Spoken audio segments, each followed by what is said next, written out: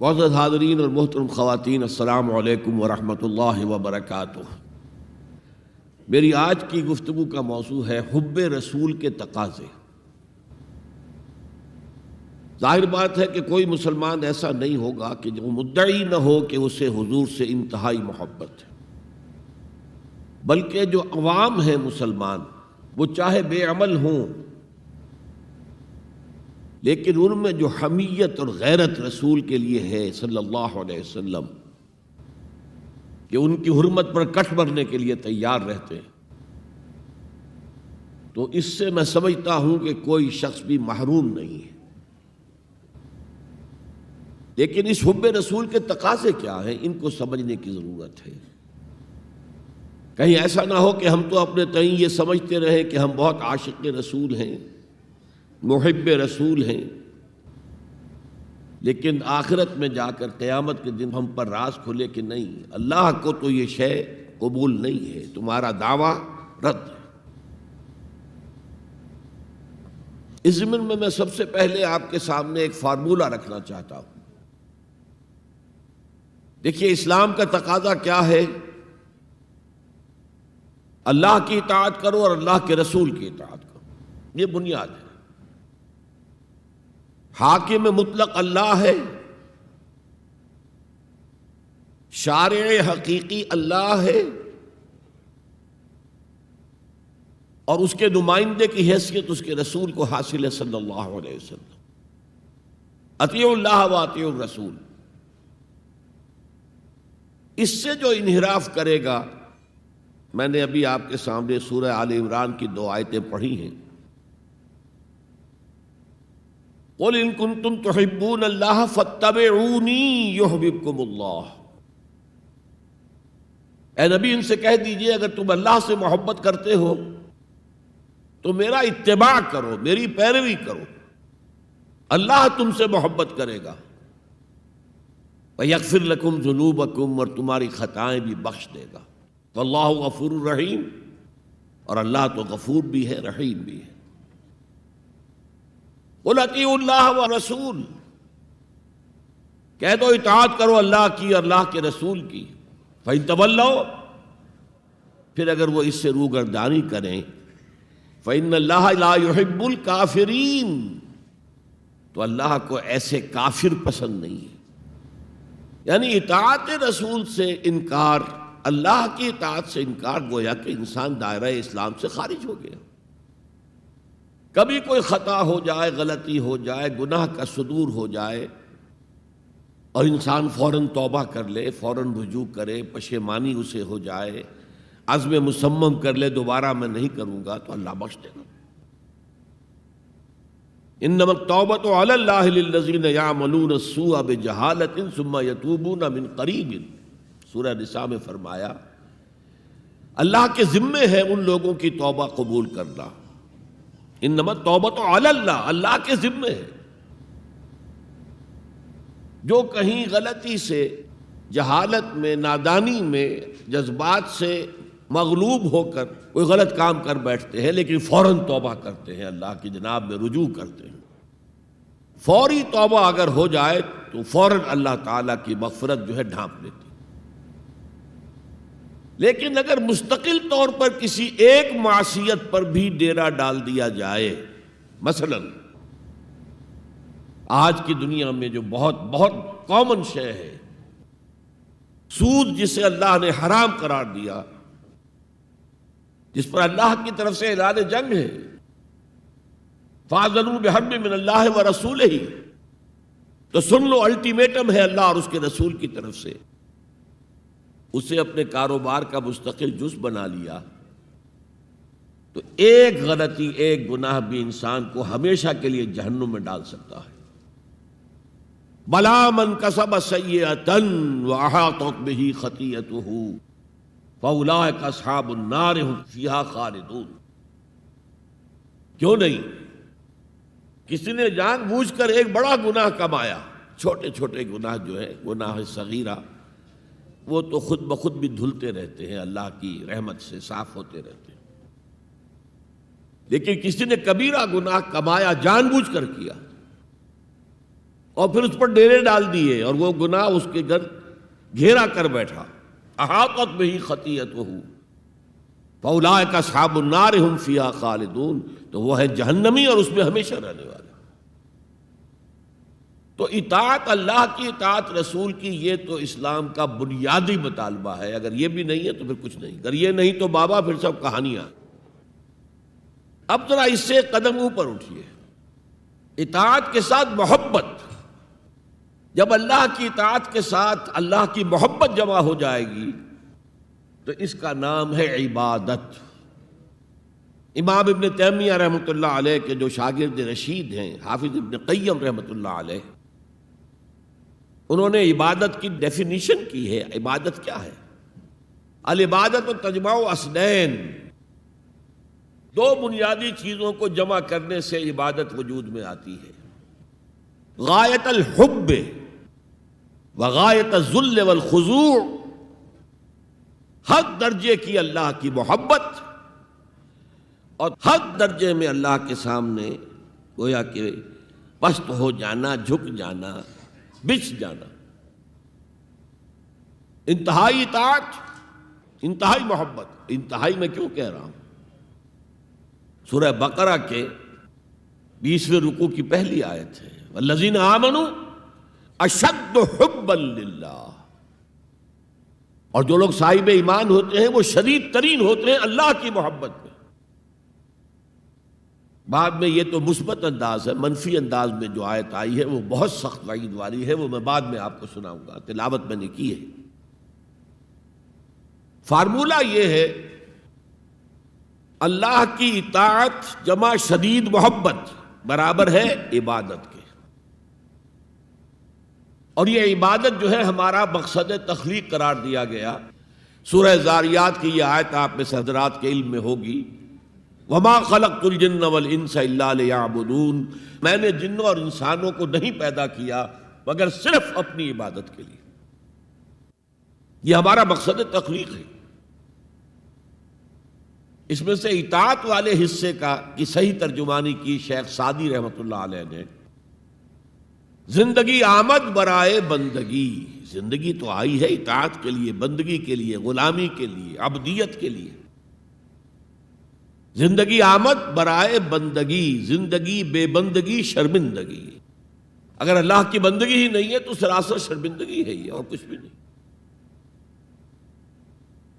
تو اللہ تعالیٰ کی عبادت جس کے لیے ہمیں پیدا کیا گیا، اسی کی دعوت تمام رسولوں نے دی. یا قوم اعبدوا اللہ ما لکم من الہ غیرہ.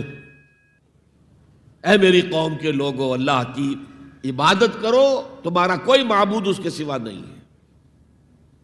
حضرت نوح کی دعوت بھی یہی تھی، حضرت ہود کی بھی یہی تھی، حضرت صالح کی بھی یہی تھی، حضرت شعیب کی بھی یہی تھی.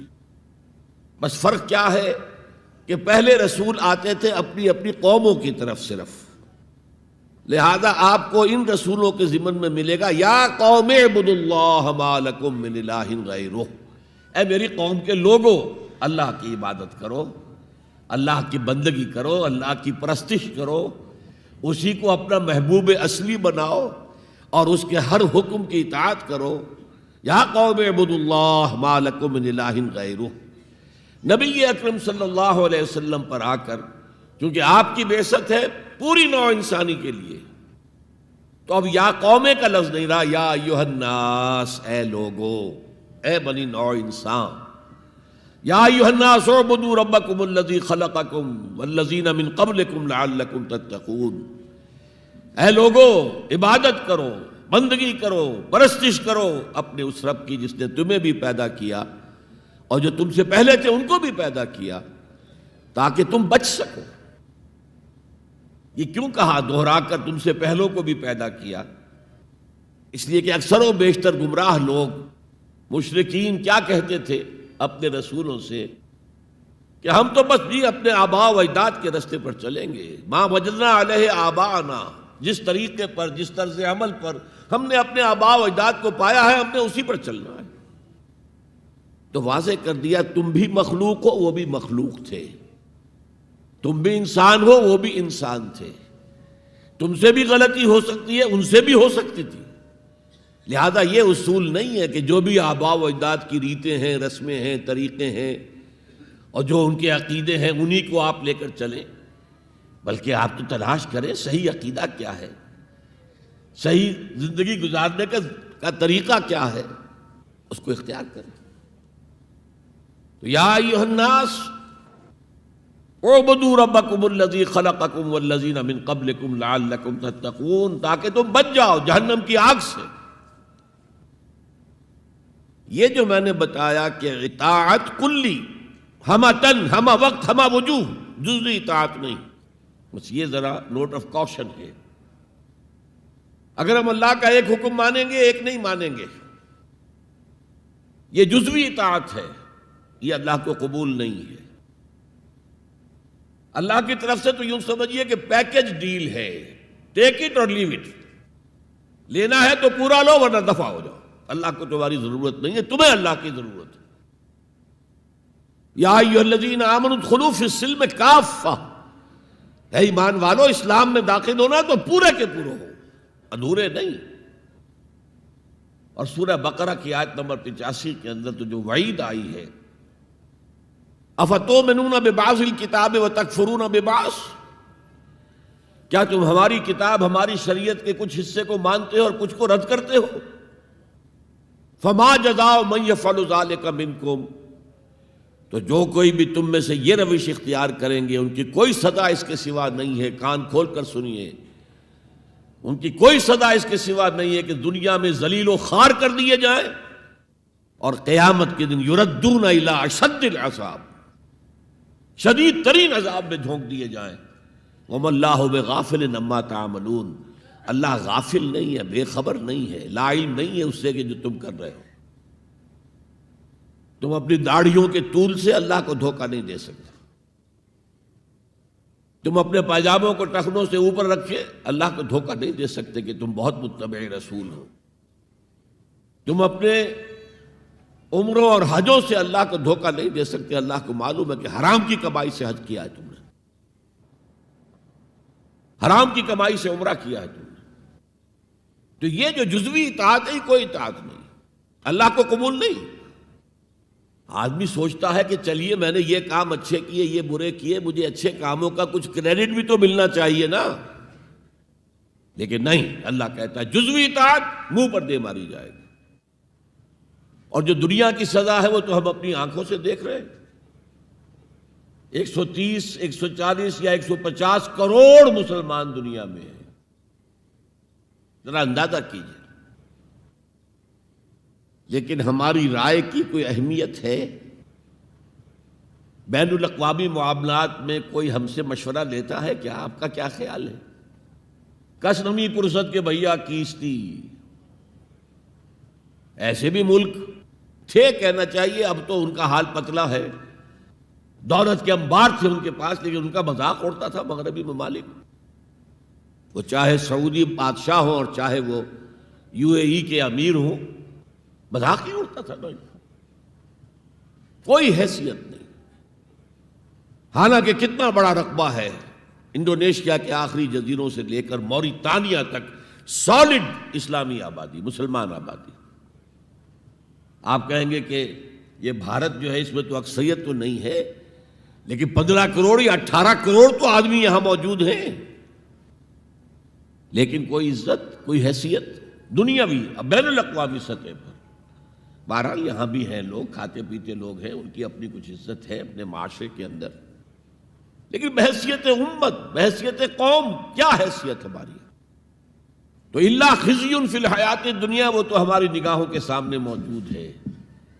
اب قیامت کے دن کے بارے میں جو دھمکی اللہ نے دی ہے، وہ یوم القیامت یردون الی اشد العذاب، قیامت کے دن شدید ترین عذاب میں جھونک دوں گا۔ اس پر اللہ سے معافی طلب کی جا سکتی ہے، دعا ہی کی جا سکتی ہے، اللہ ہم پر رحم فرمائیے۔ یہ میں نے آپ کے سامنے رکھا ہے فارمولہ، اللہ کی اطاعت جمع اللہ کی محبت، دے گو ٹو میک عبادت۔ یہی دو الفاظ آتے ہیں اللہ کے رسول کے لیے بھی صلی اللہ علیہ وسلم۔ اللہ کے رسول کی اطاعت یہ تو اسلام کا بنیادی تقاضا ہے، اطیعوا اللہ واطیعوا الرسول فإن تولوا فإن اللہ لا يحب الکافرین، اطاعت کرو اللہ کی، اطاعت کرو رسول کی. پھر اگر یہ منہ موڑ لیں تو اللہ کو ایسے کافر بالکل پسند نہیں، تو کفر کا فتویٰ ہو رہا ہے.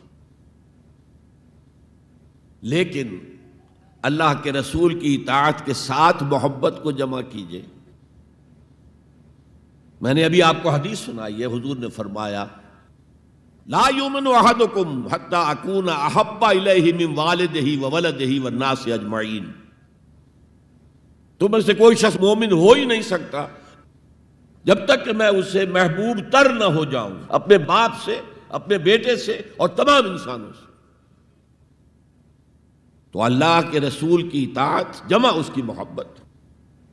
اس محبت کے ضمن میں ایک واقعہ یاد آیا جس سے اندازہ ہوگا کہ کس قدر اپنائیت تھی، کتنا قرب تھا حضور کے اور حضرت عمر فاروق رضی اللہ تعالیٰ عنہ کے مابین. ایک مرتبہ حضور دریافت کرتے ہیں حضرت عمر سے، عمر تمہیں مجھ سے کتنی محبت ہے؟ اب آپ سوچئے ذرا سا بھی مغایرت کا باریک سا پردہ بھی اگر کہیں ہو تو کیا یہ سوال کیا جا سکتا ہے؟ تو انتہائی قریبی شخص سے ہی کیا جائے گا، تمہیں مجھ سے کتنی محبت ہے؟ عرض کیا آپ مجھے دنیا کے ہر انسان سے بڑھ کر عزیز ہیں. فرمایا اور اپنی جان سے؟ اب ذرا سا توقف کیا حضرت عمر نے. الان ہاں اب میں یہ بھی کہتا ہوں کہ آپ مجھے میری جان سے زیادہ عزیز ہیں. تو حضور نے فرمایا اب آئے ہو مقام مطلوب پر. تو رسول کی اطاعت جمع محبت، اس کا نام ہے اتباع، پیروی کرنا. فرق کیا ہے؟ اطاعت کی جاتی ہے حکم کی اور پیروی کی جاتی کسی کے نقش قدم کی، چاہے اس نے حکم دیا ہو چاہے نہ دیا ہو، جو وہ کرتا ہو کرنا. یہ ہے اتباع. یہ اطاعت سے بہت بلند شے ہو گئی. مثال کے طور پر یہ چھوٹی چھوٹی مثالیں، اصل اتباع کیا ہے وہ میں بعد میں عرض کروں گا.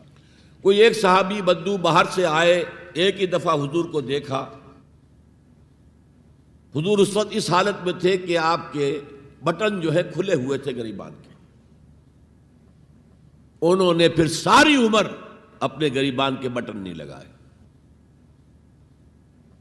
میں نے اللہ کے رسول کو اس حال میں دیکھا ہے، میں تو ان کی پیروی کروں گا. حضور نے کوئی حکم تو نہیں دیا تھا. تو یہ جو محبت، شدید محبت کے تحت جو بات آئے گی اس کا نام اتباع ہے. اور اس اتباع کا مقام کیا ہے وہ آیت میں سنا چکا ہوں آپ کو. قل ان کنتم تحبون اللہ فاتبعونی یحببکم اللہ. اے نبی ان سے کہہ دیجئے اگر تم اللہ سے محبت کرتے ہو تو میرا اتباع کرو، میرے نقش قدم پر چلو، میری پیروی کرو. اللہ تم سے محبت کرے گا، تم اللہ کے محب نہیں محبوب بن جاؤ گے. اور اگر کہیں کوئی لغزش ہو گئی، کوئی خطا ہو گئی، کہیں جذبات کی رو میں بہہ کر کوئی گناہ کر بیٹھے تو اللہ معاف فرما دے گا. اللہ بڑا غفور ہے، اللہ بڑا رحیم ہے. مطلب یہ کہ راستہ تم نے یہ طے کر لیا ہو کہ چلنا مجھے محمد کے پیچھے ہے صلی اللہ علیہ وسلم.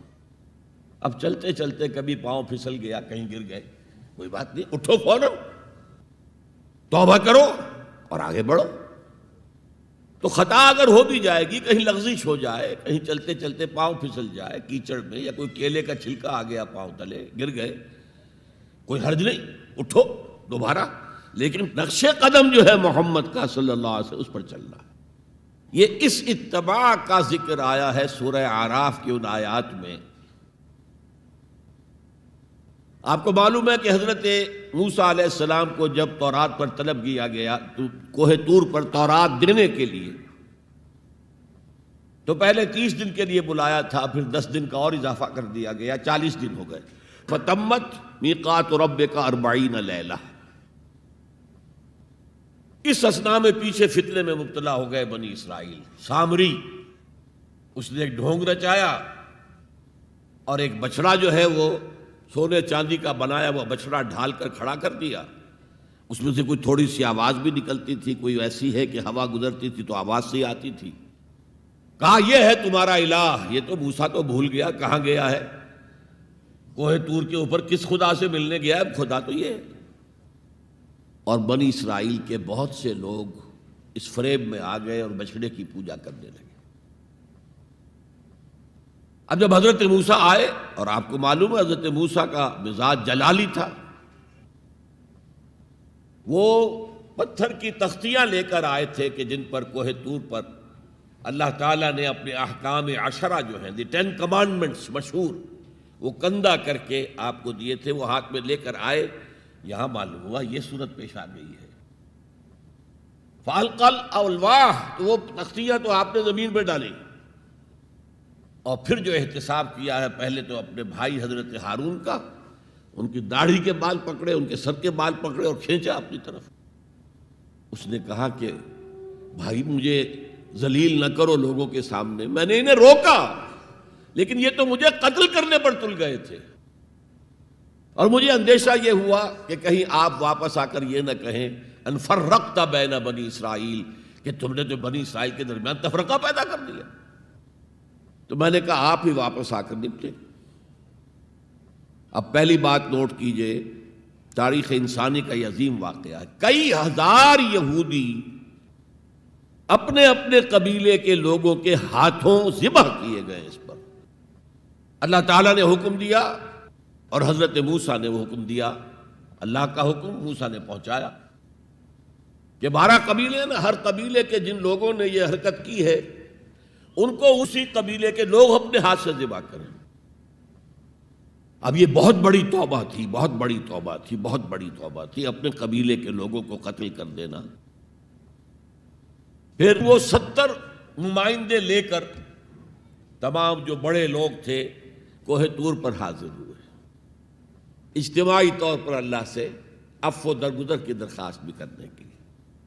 وہاں اللہ نے زبردست زلزلہ بھیج دیا، محسوس ہوا اب سب ہلاک ہو جائیں گے۔ حضرت موسیٰ نے کہا پروردگار تو چاہتا تو مجھے اور اس قوم کو پہلے ہی ہلاک کر دیتا، تو ہمیں نکال کر لایا ہے آل فرعون کے پنجوں سے، تو نے ہمیں نجات دی ہے، تو پروردگار ہمارے لیے اپنی رحمت طے کر دے، لکھ دے، فاکتب لنا، ہمارے لیے طے کر دے، لکھ دے اپنی رحمت۔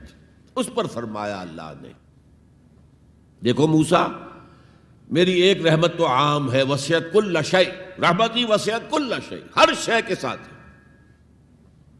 اور ایک میری خاص رحمت ہے، وہ میں لکھ دوں گا، طے کر کے رکھ دوں گا، للذین یتبعون الرسول النبی الامی، ان لوگوں کے لیے جو میرے رسول نبی امی پر ایمان لائیں گے اور ان کا اتباع کریں گے۔ یہاں بھی لفظ اتباع آیا، اور اس میں پھر حضور صلی اللہ علیہ وسلم کی کچھ شان بیان ہوئی ہے، بات لمبی ہو جائے گی، اور پھر فرمایا یہ گویا کہ اتباع کی تفسیر آ رہی ہے۔ اتباع کا مطلب کیا ہے؟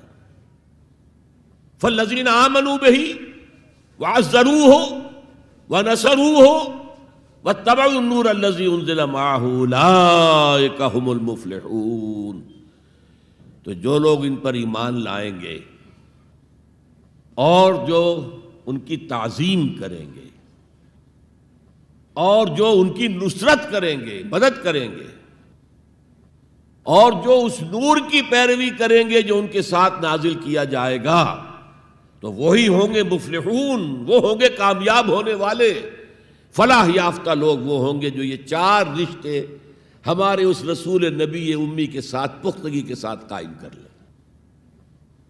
یہ 4 رشتے کیا ہیں؟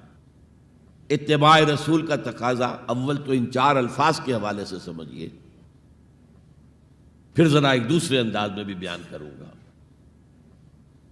فالذین آمنوا بہ، پہلا قدم ایمان، لیکن ایمان کے سمجھ لیجئے اچھی طرح 2 درجے ہیں۔ آپ میں سے بہت سے حضرات کو مجھے توقع ہے ایمان مجمل، ایمان مفصل یاد ہوں گے۔ ایمان مجمل کیا ہے؟ آمنت باللہ کما ہوا باسمائہ و صفاتہ و قبلت جمیع احکامہ اقرار باللسان و تصدیق بالقلب۔ پہلا درجہ ہے اقرار باللسان، اشہد ان لا الہ الا اللہ اشہد ان محمد رسول اللہ. کوئی ہو، ہندو ہو، سکھ ہو، پارسی ہو، عیسائی ہو، یہودی ہو، یہ کلمہ پڑھے اور وہ مسلمان ہو گیا. اقرار باللسان پر ہمارا دنیا میں مسلمان سمجھا جانا موقوف ہے، لیکن اصل ایمان یہ نہیں ہے. اصل ایمان ہے تصدیق بالقلب، دل میں یقین. جب تک دل کا یقین نہ ہو ایمان نہیں ہے. منافقین جو تھے مدینے کے، نمازیں بھی پڑھتے تھے، حضور کی اقتداء میں پڑھتے تھے، اور جو رئیس المنافقین تھا عبداللہ ابن ابی ابن سلول، وہ تو پہلے صف میں ہوتا تھا، اور جب حضور خطبہ دیتے تھے جمعے کا تو پہلے خود کھڑا ہوتا تھا اپنی اہمیت ظاہر کرنے کے لیے. دیکھو لوگو، یہ اللہ کے رسول ہیں، ان کی بات پوری توجہ سے سنو. یہ صرف اپنی چودراہٹ کے اظہار کے لیے کہ میں بڑی شے ہوں، اس لیے کہ وہ خزرج کا بڑا سردار تھا. اوس اور خزرج کے 2 عرب قبیلے تھے مدینے میں، جن میں سے کہ خزرج کا قبیلہ بڑا تھا، اوس کا چھوٹا تھا.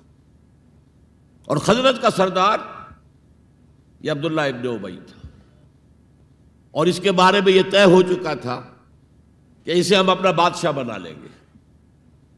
چنانچہ سونے کا تاج تیار ہو چکا تھا، ابھی تاج پوشی صرف باقی تھی کہ حضور تشریف لے آئے ہجرت فرما کر. بے تاج بادشاہ آ گیا صلی اللہ علیہ وسلم. لہذا اس کے سارے خواب جو ہیں وہ منتشر ہو گئے. لہذا پہلے دن سے پکا منافق. ایمان لایا، اگرچہ وہ بھی ذرا دیر سے لایا، غزوہ بدر کے بعد لایا. پہلے اس نے سوچا تھا ابھی تیل دیکھو، تیل کی دھار دیکھو. وہ تیل کی دھار جو نظر آئی غزوہ بدر میں کہ 313 نے 1000 کو شکست دی ہے. اور یہ نہتے تھے، تلواریں بھی سب کے پاس نہیں تھیں، کچھ لوگوں کے پاس تلواریں تھیں، اور وہ 1000 کیل کانٹے سے لیس ہو کر مکے سے آئے تھے. 70 بڑے بڑے سردار ان کے مارے گئے، عین میدان میں کھیت رہے، اور 70 جو ہیں ان کے قیدی بن گئے. تب اس نے کہا کہ ٹھیک ہے، اب تو ایمان لے آنا چاہیے، کیونکہ یہ تو معلوم ہوتا بڑی طاقت ہے. بہرحال سب سے پہلے میں کہہ رہا تھا کہ ایمان، لیکن ایمان دل سے. قرآن مجید نے کیا کہا ان منافقین کے بارے میں؟ اذا جاءک المنافقون قالوا نشہد انک لرسول اللہ. سورہ منافقون ہے کہ نہیں 28ویں پارے میں. اے نبی، جب آپ کے پاس منافق آتے ہیں وہ کہتے ہیں ہم گواہ ہیں، ہم گواہی دیتے ہیں کہ آپ اللہ کے رسول ہیں. اور اس پر اللہ کا تبصرہ دیکھیے، واللہ یعلم انک لرسولہ، اور اللہ خوب جانتا ہے کہ آپ ان کے رسول ہیں اس کے. اب میں ذرا ترجمہ کیا کرتا ہوں، اللہ سے بڑھ کر کس کو معلوم ہے کہ آپ اللہ کے رسول ہیں؟ لیکن واللہ یشہد ان المنافقین لکاذبون، اللہ گواہی دیتا یہ منافق جھوٹے. مسلمان تو وہ تھے، کلمہ گو تھے، حضور کی امامت میں نمازیں پڑھ رہے تھے، لیکن منافق تھے. اللہ نے منافق قرار دیا. دل ایمان سے خالی تھے، بلکہ ہوتے ہوتے دلوں کے اندر حضور سے عداوت پیدا ہو گئی تھی، اہل ایمان سے عداوت پیدا ہو گئی تھی. اسی سورہ مبارکہ میں آگے چل کر آتا ہے ہم العدو فاحذرہم. اصل دشمن یہ ہے، یہ مارے آستین ہیں. جو کافر ہیں وہ تو باہر سے حملہ کرتے ہیں، پتہ چلتا ہے، سامنے سے آ کر لاٹھی مار رہا ہے کوئی آپ کو. یہ تو آپ کے آستین کے اندر بیٹھے ہوئے ہیں مسلمان بن کر، اور یہ وہاں سے ڈنک ماریں گے، مارے آستین. بہرحال اب ہم میں سے ہر ایک کو جائزہ لینا ہوگا. اپنے گریبان میں جھانکیں، اپنے دل کی گہرائیوں کو ٹٹولیں. یقین والا ایمان ہے ہمارے پاس یا نہیں؟ یہ یقین والے ایمان کا میں اگر آپ کو انگریزی میں ترجمہ کر کے بتاؤں تو شاید آپ زیادہ بہتر سمجھیں. Personal conviction, it's a racial creed. ہم ایک نسل ہیں، اپنے والدین سے ہم نے کچھ چیزیں سیکھی ہیں، والدین اس میں بلیو کرتے تھے، اللہ، رسول، قرآن، کتاب، جنت، دوزخ، قیامت، ہم بھی مانتے ہیں. بس اٹس اے ریشیل کریڈ. یہ تو ایک نسلی عقیدہ ہے. اصل شے جو ضروری ہے پرسنل کنوکشن، اپنا یقین، ذاتی یقین. تو سب سے پہلے تو اللہ کے رسول صلی اللہ علیہ وسلم کی رسالت پر یقین. اور میں نے آپ کو حدیث سنائی تھی ابھی، لا یؤمن احدکم حتی یکون ہواہ تبعا لما جئت بہ. تم میں سے کوئی شخص مومن نہیں ہو سکتا جب تک اس کی خواہش نفس تابع نہ ہو جائے اس ہدایت کے، اس قرآن کے، اس شریعت کے، ان احکام کے جو میں لے کر آیا ہوں. اگر خواہش نفس اوپر ہے اور اللہ کا حکم نیچے ہے تو مومن کہاں سے ہوئے تم؟ اللہ کے حکم سے نماز تو پڑھتے ہو، روزہ رکھتے ہو، سودی کاروبار کرتے ہو، اور اللہ کے حکم کو پاؤں تلے رگڑتے ہو. یہ کیا اسلام ہے؟ یہ تو وہی ہے افتؤمنون ببعض الکتاب وتکفرون ببعض فما جزاء من يفعل ذلك منكم الا خزي في الحياة الدنيا ويوم القيامة يردون الى اشد العذاب. تو سب سے پہلا جو جائزہ ہمیں لینا ہے کہ محمد کی رسالت پر صلی اللہ علیہ وسلم ہمیں یقین ہے. یقین، تصدیق تو ہم کرتے ہیں، زبان سے کہتے ہیں، لیکن یقین، جس یقین کا نتیجہ یہ نکلے کہ پھر نفس کے سارے تقاضے نیچے ہو جائیں اور حضور کی لائی ہوئی ہدایت، حضور کی لائی ہوئی شریعت بالاتر ہو جائے. نمبر 2 فرمایا وَعَزَّرُوهُ، ان کی تعظیم کریں. آپ کی جناب میں کوئی گستاخی ہو جائے ایمان کے لالے پڑ جائیں گے اور آخرت برباد ہو جائے گی. اس تعظیم میں کیا کیا چیزیں شامل ہیں؟ دیکھیے سورہ حجرات میں ابتدائی حصے میں تفصیل سے کہا گیا یا ایھا الذین آمنوا لا ترفعوا اصواتکم فوق صوت النبی ولا تجہروا له بالقول کجہر بعضکم لبعض ان تحبط اعمالکم وانتم لا تشعرون. اے ایمان کے دعوے دارو، کبھی اپنی آواز کو رسول کی آواز سے بلند تر نہ کر دینا، مبادا تمہارے سارے اعمال حبط ہو جائیں اور تمہیں پتہ بھی نہ چلے. میں نے کوئی گناہ کبیرہ تو نہیں کیا ہے، میں نے کوئی کفر تو نہیں کیا ہے، بس یہی ہوا نا کہ حضور کی آواز کے مقابلے میں اپنی آواز کو اونچا کر دیا. لا ترفعوا اصواتکم فوق صوت النبی ولا تجہروا له بالقول کجہر بعضکم لبعض. بلند آواز سے جیسے آپس میں باتیں کر لیتے ہو ایسے کبھی بات نہ کر بیٹھنا.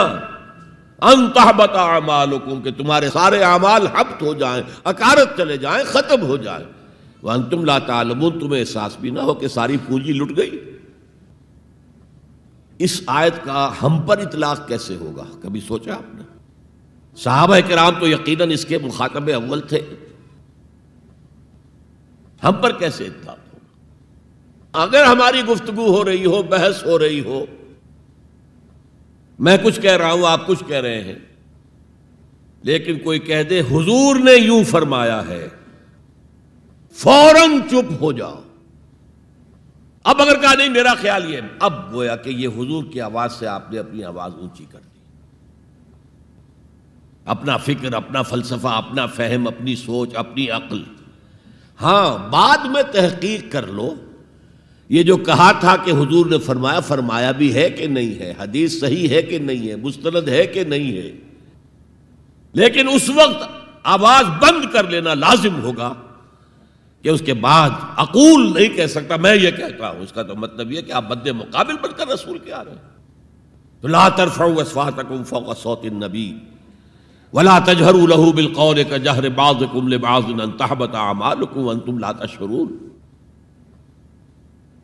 صحابہ کے بارے میں آپ نے سنا ہوگا کہ حضور کی محفل میں ایسے بیٹھے ہوتے تھے ساکت و صامت، جیسے کہ ان کے سروں پر پرندے بیٹھے ہوئے ہیں اور انہیں اندیشہ ہے کہ ذرا سا بھی ہلیں گے تو پرندہ اڑ جائے گا. اس قدر ادب. حضور صحابہ سے سوال کرتے تھے، اور یہ آپ کا طریقہ تھا تعلیم کا، کہ پہلے ایک سوال سامنے لایا جائے تاکہ ان کا ذہن کھلے، سوچیں خود بھی۔ یہ تعلیم کا بہترین طریقہ ہے۔ اس کے بعد ہوتا کیا تھا؟ جواب نہیں دیتے تھے، اللہ و رسولہ عالم، اللہ اور اس کا رسول بہتر جانتے۔ پھر اگر دوبارہ آپ پوچھتے تھے تو جو بھی سمجھ میں آتا تھا کہتے تھے۔ مجھے یاد آ رہی ہے ایک حدیث، اور اچھا ہے کہ وہ آپ سن لیں، اس لیے کہ عام شکایت یہ ہے کہ مذہبی لوگ معاملات میں اچھے نہیں ہوتے۔ مسجدیں بنوائیں گے، مسجدوں میں قالین بچھوائیں گے، وہاں پر فانوس لگوائیں گے، سب کچھ کریں گے، مدرسوں کی خدمت کریں گے، علماء کی خدمت کریں گے، لیکن معاملات، تجارت، کاروبار، بین الانسانی تعلقات، عام شکایت ہے، اس کی وہ پرواہ نہیں کرتے، حقوق العباد کا لحاظ نہیں۔ تو حضور نے ایک مرتبہ پوچھا صحابہ سے، اتدرون من المفلس، تم جانتے ہو مفلس کون ہوتا ہے؟ صحابہ نے جواب دیا، المفلس عندنا من لا درہم لہ ولا دینارا، حضور ہم اس شخص کو مفلس سمجھتے ہیں جس کے پاس درہم و دینار نہیں ہے۔ ہم کہیں گے روپیہ پیسہ نہیں ہے، فرمایا نہیں، میری امت کا مفلس وہ ہوگا جو بہت سی نمازیں لے کر آئے گا، بہت سے روزے لے کر آئے گا، بہت سے حج لے کر آئے گا، بہت سے عمرے لے کر آئے گا، لیکن اس کے ساتھ ہی قد شتم ھذا، فلاں شخص کو گالی دی تھی، واکل مال ھذا، فلاں شخص کا مال کھا لیا تھا، فلاں شخص پر تہمت لگائی تھی۔ اب وہ سارے دعوے دار آ جائیں گے، اللہ اس نے میرے ساتھ یہ کیا، ٹھیک ہے بھائی اس کی نمازیں تم لے جاؤ، اور تو کچھ ہے نہیں، کوئی کرنسی تو ہے نہیں وہاں، نہ ڈالر ہے نہ یورو ہے، کچھ بھی نہیں، اعمال کی کرنسی ہے، نیکی تم لے جاؤ۔ کوئی اور دعوے دار آیا، روزہ وہ لے گیا، اس کے پاس کچھ نہیں رہا، دعوے دار اب بھی باقی ہیں۔ اب ان کے گناہ جو ہے اس کے حساب میں پڑنے شروع ہو جائیں گے، یہاں تک کہ دوسروں کے گناہوں کے بوجھ تلے دب کر وہ جہنم میں جھونک دیا جائے۔ یہ مفلس۔ تو یہ انداز تھا حضور کا سمجھانے کا، پڑھانے کا، فطری طریقے تعلیم۔ تو فالذین آمنوا بہ وعزروہ، تو وہ لوگ جو ایمان لائے ان پر اور جنہوں نے ان کی تعظیم کا حق ادا کیا، وَنَصَرُوهُ، یہ آئی ہے اب سخت بات، اور ان کی مدد کی۔ مدد کس کام میں؟ حضور اتنے غیور تھے کہ ذاتی کام میں کوئی مدد آپ کسی سے نہیں مانگتے تھے۔ سیرت کی کتابوں میں آتا ہے کہ اگر آپ سواری پر ہوتے تھے اور آپ کا کوڑا نیچے گر جاتا تھا تو کسی سے یہ نہیں کہتے تھے کہ اٹھا کر ذرا مجھے پکڑا دو، آپ سواری سے اترتے تھے، اپنا کوڑا خود اٹھاتے تھے۔ اور اس ضمن میں بھی سیرت النبی کا ایک واقعہ مجھے یاد آ رہا ہے، وہ میں آپ کو سنا دوں۔ جب ہجرت مدینہ کی اجازت آ گئی تھی عام لوگوں کے لیے، عام مسلمانوں کے لیے، چلے جاؤ جاؤ سب جاؤ مدینہ کی طرف، لیکن رسول اپنی جگہ نہیں چھوڑ سکتا وداؤٹ ایکسپریس پرمیشن آف اللہ، تو حضور کے لیے ابھی اجازت نہیں آئی۔ جو یار غار تھے حضرت ابو بکر صدیق، وہ پوچھتے تھے حضور اجازت آ گئی؟ نہیں ابھی نہیں آئی۔ حضور اجازت آ گئی؟ نہیں ابھی نہیں آئی۔ حضرت عائشہ فرماتی ہیں کہ ایک روز دوپہر کے وقت حضور چلے آ رہے تھے، ہم حیران ہوئے۔ عربوں میں یہ آج بھی ان کی تہذیب جو ہے وہ یہ ہے کہ ظہر عصر کے درمیان نہ کسی سے ملنا، نہ کسی کے ہاں جانا، نہ وزٹ کرنا، دکانیں بھی بند اور قیلولہ کرتے ہیں، یہ ان کی تہذیب کا حصہ ہے۔ تو ہم حیران ہوئے، آپ نے اپنے سر کو ڈھانپا ہوا تھا کپڑے سے اور آپ تشریف لائے، اور آ کر آپ نے خوشخبری دی حضرت ابو بکر کو کہ ہجرت کی اجازت آ گئی ہے۔ اب اس پر حضرت ابو بکر کو بڑی خوشی ہوئی، بڑے احساس مسرت کے ساتھ عرض کرتے ہیں، حضور میں نے 2 اونٹنیاں تیار کر رکھی ہیں، خوب کھلا پلا کے انہیں فربا کیا ہوا ہے، تکڑا کیا ہوا ہے۔ حضور تھوڑا سا توقف کر کے فرماتے ہیں، ٹھیک ہے لیکن 1 اونٹنی کی قیمت میں ادا کروں گا۔ حضرت ابو بکر رو پڑے، حضور مجھ سے بھی یہ مغایرت؟ کہ میری اونٹنی کی بھی آپ قیمت دینا چاہتے ہیں؟ تو نصرت جو ہے اس کے بارے میں جان لیجئے کہ یہ تو حضور کا جو مشن تھا اس میں مدد، کوئی ذاتی اپنے کسی کام کے لیے آپ نے کبھی کسی سے مدد طلب نہیں کی. جو مشن اللہ نے ڈال دیا تھا کندھے پر، هو الذی ارسل رسولہ بالہدی ودین الحق لیظہرہ علی الدین کلہ ولو کرہ المشرکون. وہی تو ہے اللہ جس نے بھیجا ہے اپنے رسول محمد کو صلی اللہ علیہ وسلم الہدا دے کر، قرآن حکیم دے کر اور دین حق دے کر. صرف قرآن نہیں، دین حق. جو عربی سے واقف ہیں کچھ لوگ وہ سوچتے ہوں گے یہ جو واو دو آیا ہے درمیان میں، یہ واو تفسیری ہے، یہ واو عطف ہے. اگر یہ واو عطف ہے تو مغایرت ہو جائے گی. الہدا کچھ اور ہے، دین حق کچھ اور ہے، مغایرت لازم ہے معطوف اور معطوف علیہ کے اندر. وہ مغایرت کیا ہے؟ صرف قرآن پر کوئی نظام نہیں بن سکتا. نظام بنتا ہے جب قرآن پر سنت رسول کا اضافہ کیا جائے. لہذا دین حق صرف قرآن نہیں ہے، قرآن بما سنت رسول صلی اللہ علیہ وسلم اب نظام بنتا ہے.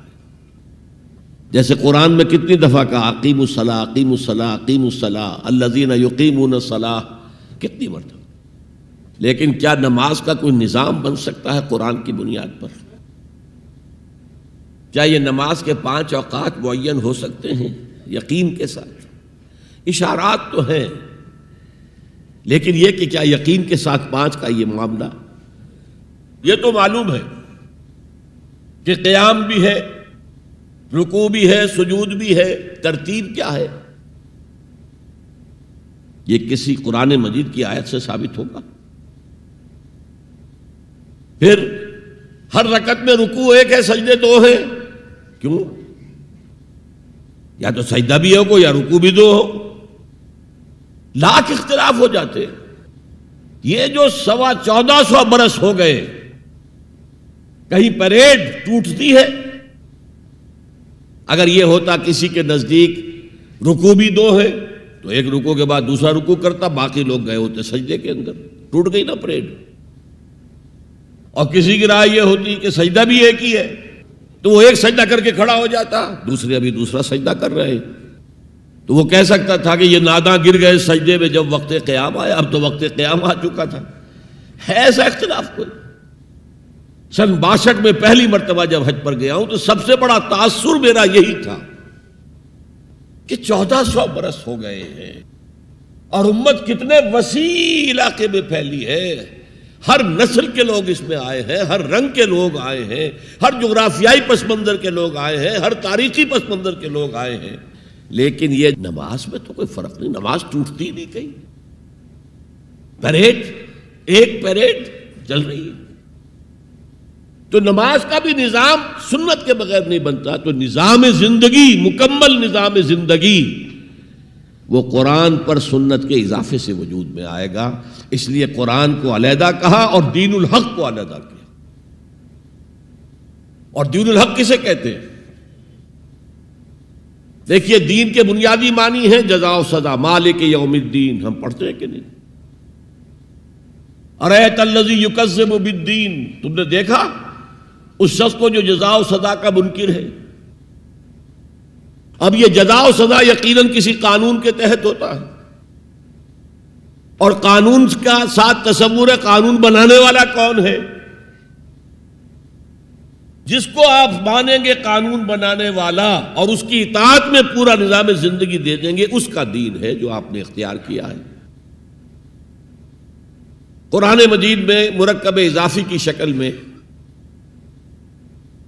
اس دین کی نسبت یا بادشاہ مصر کی طرف ہوئی ہے یا اللہ کی طرف ہوئی ہے. ما کان لیاخذ اخاہ فی دین الملک،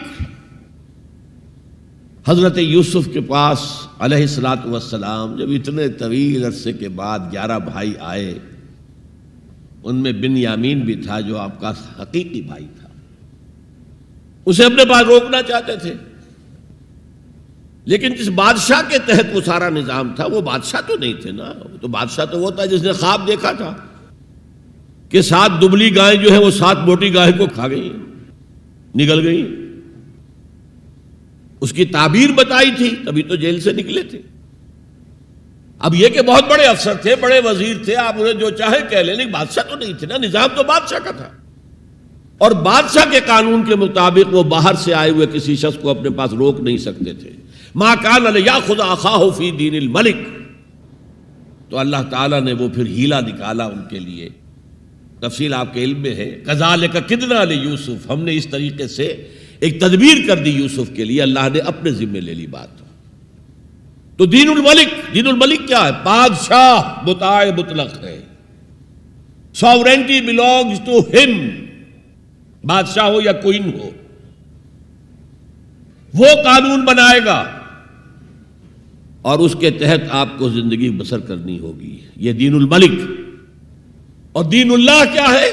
اللہ مطاع مطلق، اللہ ساورن، ان الحکم الا للہ لا یشرک فی حکمہ احدا، اس نے جو قانون دیا ہے اس کے تحت پوری زندگی، سیاسی نظام اسی کے تحت ہو، معاشی نظام اسی کے تحت ہو، کرمنل لا اس کے تحت ہو، سول لا اس کے تحت ہو، لا آف انہیریٹنس اس کے تحت ہو، قانون شہادت اس کے تحت ہو، سماجی نظام وہ بھی اللہ کے حکم کے مطابق ہو، تو وہ ہے دین اللہ، اللہ مطاع مطلق، اس کے قانون کے تحت پوری زندگی کا آ جانا۔ اذا جاء نصر اللہ والفتح ورأیت الناس يدخلون فی دین اللہ افواجا، جب اللہ کی مدد آ گئی اور فتح آ گئی، اور اے نبی آپ نے دیکھا کہ اب لوگ جوق در جوق آ رہے ہیں، فوج در فوج آ رہے ہیں، گروہ در گروہ آ رہے ہیں، قبیلوں کے وفد پر وفد چلے آ رہے ہیں اسلام لانے کے لیے، تو یہ کیفیت کیا تھی؟ دین اللہ میں داخل ہونے کا ان کا فیصلہ۔ اب ذرا سی ٹیڑھی بات آ رہی ہے، پوری دنیا میں دین جمہور، sovereignty of the people, not of God, sovereignty of the people, ہمارے نمائندے ہیں، ہم ووٹ دیں گے انہیں، وہ جائیں گے اسمبلی میں، جو چاہیں گے قانون بنائیں گے۔ وہ مرد کی مرد کے ساتھ شادی کو اگر رجسٹر کرنا چاہیں، اجازت دینا چاہیں، لائسنس ایشو کر دیں گے، ایک مرد شوہر ہوگا، ایک دوسرا مرد بیوی ہوگا، legally they will be wife and husband. Lesbians ہیں، عورتیں ہیں، آپس میں شادی کرنا چاہتی ہیں تو عورتیں ٹھیک ہے، لو بھائی کر دو، جاؤ۔ ہومو سیکسولیٹی جائز ہے بالکل، بلکہ اب تو اسے کہا جا رہا ہے کہ یہ نارمل انکلینیشن مانی جانی چاہیے، ہومو سیکسولیٹی، ہم جنس پرستی، اسے کوئی برا نام دینا ہی نہیں چاہیے، اٹس اے نارمل ایٹیٹیوڈ۔ یہ ہے اس سوشل انجینئرنگ پروگرام کا معاملہ کہ جو ابھی چند سال پہلے جو یونائٹڈ نیشنز آرگنائزیشن کی جنرل اسمبلی نے جو سوشل انجینئرنگ پروگرام بنایا ہے نوع انسانی کے لیے، اس میں تو کیا مقصد تھا حضور کا کہ آپ کو دی گئی کتاب نمبر 1 الہدا، اور نمبر 2 دین حق، تاکہ دین کو غالب کرے۔ ایک پیارا سا خیال آیا ذہن میں، دیکھیے یہ آپ کا عام محاورہ ہے، ایک میان میں 2 تلواریں نہیں سما سکتی، ایک جگہ 2 دین نہیں ہو سکتے، مذہب 100 بھی ہو سکتے ہیں ایک جگہ پر، اس لیے کہ مذہب کو عام دنیا کیا مانتی ہے کہ مذہب کا تعلق صرف 3 چیزوں سے، کچھ عقائد ہوں گے، ایک خدا کو ماننے والے، 100 خداؤں کو ماننے والے، کسی کو نہ ماننے والے، کچھ عبادات کی رسومات ہوں گی، نماز ہے، روزہ ہے، یا پوجا پاٹ ہے، یا گرو گرنتھ سنگھ کا وہ اکھنڈ پاٹ، یعنی پورا اس کی تلاوت مکمل، کوئی وقفہ ڈالے بغیر، جو چاہو کرو۔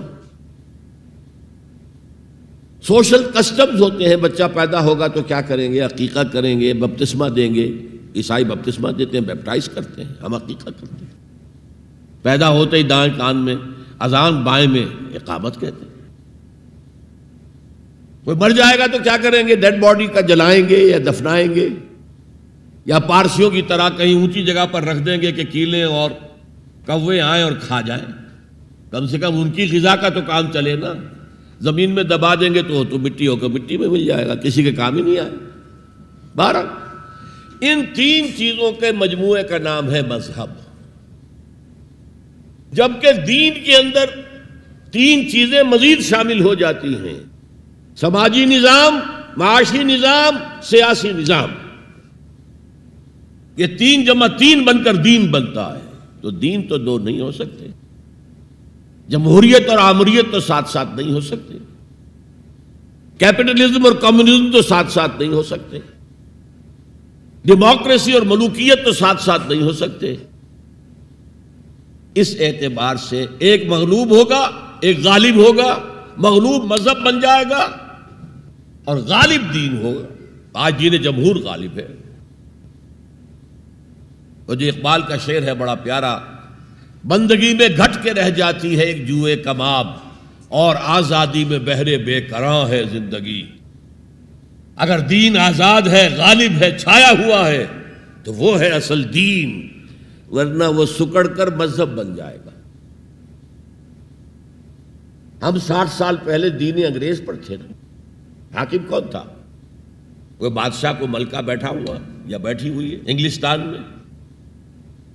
وائس رائے یہاں ایک ہوتا تھا اس کا، لیکن وہ حاکم نہیں تھا، ساورن نہیں تھا. ساورنٹی ان کی تھی، اصل حکومت ان کی تھی.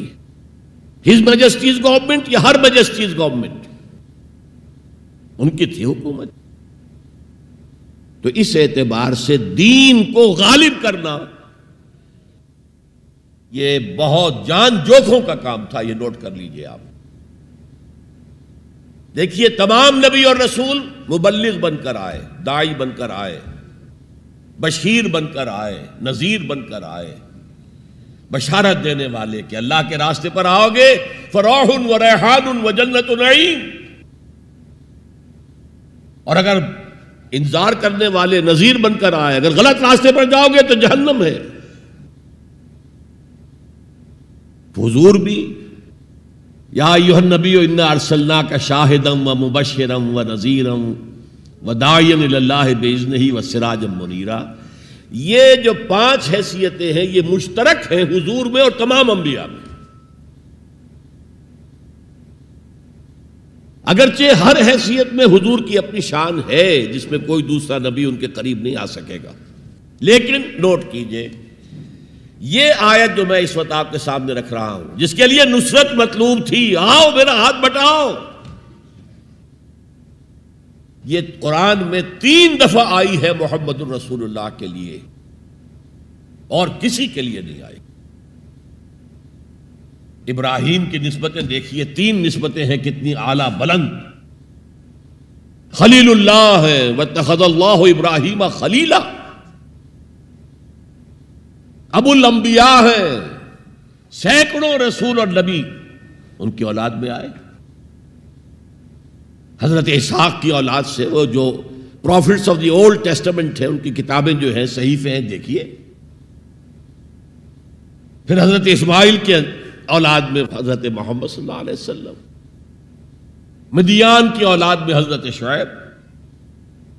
یہ بہت کم لوگوں کو معلوم ہے کہ حضرت ابراہیم کی ایک تیسری زوجہ بھی تھی، ہاجرہ، جو مصر کے بادشاہ کی بیٹی تھی، جو پھر کنیز کے طور پر مصر کے بادشاہ نے پیش کی. ان سے اللہ نے بیٹا دیا اسماعیل. سارا جو حضرت ابراہیم کے اپنے خاندان سے تھی، کیونکہ بانجھ تھی، ساری عمر اولاد نہیں ہوئی، بڑھاپے میں اللہ نے اسحاق عطا کر دیے. پھر آپ نے ایک اور شادی کی تھی، قطورہ. ان سے 6 بیٹے دیے تھے اللہ نے حضرت ابراہیم کو. ان میں سے ایک مدین تھا جس سے قوم مدین بنی ہے، جس میں حضرت شعیب کو بھیجا گیا. باقیوں کی تاریخ ہمیں معلوم نہیں. حضرت اسحاق کے بھی 2 بیٹے تھے اور جڑواں تھے. ولادت جب ہوتی ہے جڑواں بچوں کی تو پہلے ایک پھر دوسرا آتا ہے نا، تو اس اعتبار سے اسے بڑا چھوٹا کہہ دیتے ہیں، چاہے تھوڑی سی دیر کا وقفہ ہو، لیکن وہ بڑا چھوٹا تو ہو گیا. تو بڑے تھے حضرت عیسو اور چھوٹے تھے حضرت یعقوب. اور یعقوب کو یعقوب کیوں کہا؟ عقب سے، بعد میں آنے والا، پیچھے آنے والا. یعقوب عقب. ان کی اولاد میں کتنے نبی ہوئے ذرا سوچئے. تو پہلی نسبت اللہ کے خلیل، دوسری نسبت سینکڑوں نبیوں کے والد جد امجد، اور تیسری نسبت انی جاعلک للناس اماما، امامت الناس کے اوپر فائز کیے گئے. لیکن کیا آپ کے ذریعے سے کوئی نظام قائم ہوا، کوئی اسلامی ریاست قائم ہوئی؟ نہیں. کیا حضرت موسیٰ کے ذریعے سے ہوئی؟ حضرت موسیٰ وہ ہے جن کا ذکر قرآن میں ہم کہیں گے یہ، اگرچہ نام لے کر حضور کا تذکرہ بہت کم ہوا ہے قرآن میں، زیادہ نہیں، لیکن ظاہر بات ہے قرآن مجید تو حضور کی سیرت ہی بن جاتی ہے ایک طرح سے. غزوہ انفال کیا ہے؟ سورت انفال غزوہ بدر کا چیپٹر ہے. آل عمران کی 60 آیات جو 120 سے 180 تک وہ کیا ہیں؟ غزوہ احد ہے. تو حضور کا تو ذکر سب سے زیادہ ہے، لیکن حضور کے بعد سب سے زیادہ ذکر 555 آیات قرآن کی حضرت موسیٰ کے بارے میں ہے. 6,500 کل آیات ہیں، ان میں سے 555 1/13th part of Quran consists of تذکرہ of حضرت موسیٰ علیہ السلام. ان کے ذریعے حکومت قائم ہوئی. آ گئے تھے قریب 6 لاکھ بنی اسرائیل کو لے کر نکلے تھے مصر سے. ہجرت کے بعد آتا قتال کا مرحلہ، جنگ کا مرحلہ، جیسے حضور کی سیرت مطہرہ میں ہجرت کے بعد غزوہ بدر، بلکہ اس سے پہلے 8 مہمیں جو آپ نے بھیجی وہ ایک علیحدہ ایشو ہے. وہاں ہجرت کے بعد جب جنگ کا مرحلہ آیا پوری قوم نے کوڑا جواب دے دیا. فَذْهَبْ أَنْتَ وَرَبُّكَ فَقَاتِلَا إِنَّا هَاهُنَا قَاعِدُونَ. جاؤ موسیٰ تم اور تمہارا رب جاؤ، اور پہلے فلسطین میں جو آباد ہے انہیں نکال کے باہر کر دو، پھر ہم داخل ہوں گے، ورنہ ہم تو یہاں بیٹھے ہیں، زمین جنبت نہ جنبت گل محمد. اس پر وہ پروسیس وہیں رک گیا. جبکہ حضور کو اللہ نے وہ صحابہ دیے. غزوہ بدر سے پہلے ایک مشورہ کیا حضور نے صحابہ سے. دیکھو ایک لشکر آ رہا ہے جنوب سے، مکہ جنوب میں تھا مدینے سے، کیل کانٹے سے لیس ہے، لشکر ہے بڑا. ایک قافلہ آ رہا ہے شمال سے جو ابو سفیان لے کر گئے تھے اور اب واپس آ رہے تھے، اور انہوں نے SOS کال بھیج دی تھی اپنے سے پہلے مکہ کے لوگوں کے لیے کہ بھائی میرے قافلے کو خطرہ ہے، محمد صلی اللہ علیہ وسلم کے آدمی شاید حملہ کر دیں ہم پر، لہذا مدد بھیجو. اب یہاں حضور پوچھتے کہ پہلے کدھر چلیں، قافلے کی طرف یا اس لشکر کی طرف؟ کچھ لوگ، ظاہر بات ہے کہ مدینے کے تمام جو صاحب ایمان تھے مکے سے جو آئے تھے وہ بڑی بھٹیوں میں سے گزر کر آئے تھے، بڑی آزمائشوں میں سے گزر کر آئے تھے، بڑی سختیاں جھیل کر آئے تھے، لہذا وہ بہت گہرے تھے ایمان میں، بہت پختہ تھے.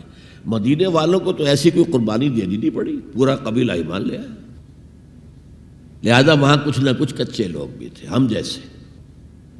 وہ کہا جی چلیے ذرا قافلے کی طرف چلیے. 30 یا 50 آدمی سنا ہے کہ ان کے ساتھ ہیں محافظ، اور مال بہت ہے، ہمیں بہت مال مل جائے گا، اور نمبر 2 یہ کہ ہمارے پاس تو ہتھیار بھی نہیں ہے، ہم ان کے ہتھیار تو لے لیں گے کم سے کم، پھر لشکر سے لڑیں گے. اللہ کا فیصلہ کچھ اور تھا. اب آپ لوگوں سے کہہ رہے ہیں مجھے مشورہ دو، مجھے مشورہ دو، مجھے مشورہ دو. ابو بکر صدیق کھڑے ہو کر تقریر کر رہے ہیں، حضور جو آپ کا حکم ہم حاضر ہیں، آپ فرمائیے. حضرت عمر نے تقریر کی، آپ فرمائیے جو آپ کا حکم ہو ہم حاضر ہیں. حضرت مقداد ابن الاسود کھڑے ہوئے رضی اللہ تعالی عنہ، حضور ہمیں موسیٰ کے ساتھیوں پر قیاس نہ کیجئے جنہوں نے کہہ دیا تھا فَاذْهَبْ أَنْتَ وَرَبُّكَ فَقَاتِلَا إِنَّا هَاهُنَا قَاعِدُونَ. ہم موسیٰ کے ساتھی نہیں ہیں، محمد کے صحابی ہیں صلی اللہ علیہ وسلم. جو آپ کا ارادہ ہو بسم اللہ کیجئے. کیا عجب کہ اللہ تعالی ہمارے ذریعے آپ کی آنکھوں کو ٹھنڈک عطا فرمائے. یہ تو میں نے صرف اس واقعے کے حوالے سے سنایا یہ واقعہ کہ وہاں کیا تھا، 6 لاکھ تھے افراد یہود، ان میں بوڑھے بھی تھے، بچے بھی تھے، عورتیں بھی تھیں. تو 1 لاکھ تو ہوں گے جنگ کرنے کے قابل، اور نیچے آ جائیے 50,000 تو ہوں گے، 12 میں 1 تو ہوگا۔ کوڑا جواب، صرف 2 آدمی نکلے، یوشع ابن نون اور کالب بن یفنہ۔ یوشع تو پھر بعد میں حضرت موسیٰ کے جانشین بھی ہوئے اور نبی ہوئے، جوشوا کہتے ہیں بائبل میں ان کو، لیکن یوشع ابن نون 2 آدمی۔ اب جنگ کیسے ہو؟ لہذا پروسیس وہی رک گیا۔ حضرت موسیٰ علیہ السلام کے ہاتھوں کو اسلامی حکومت، اسلامی ریاست قائم نہیں ہو سکی۔ حضرت عیسیٰ کا تو سوال ہی نہیں، 3 سال آپ نے دعوت دی ہے اور یہودی علماء جو ہیں جان کے ان کے دشمن بن گئے۔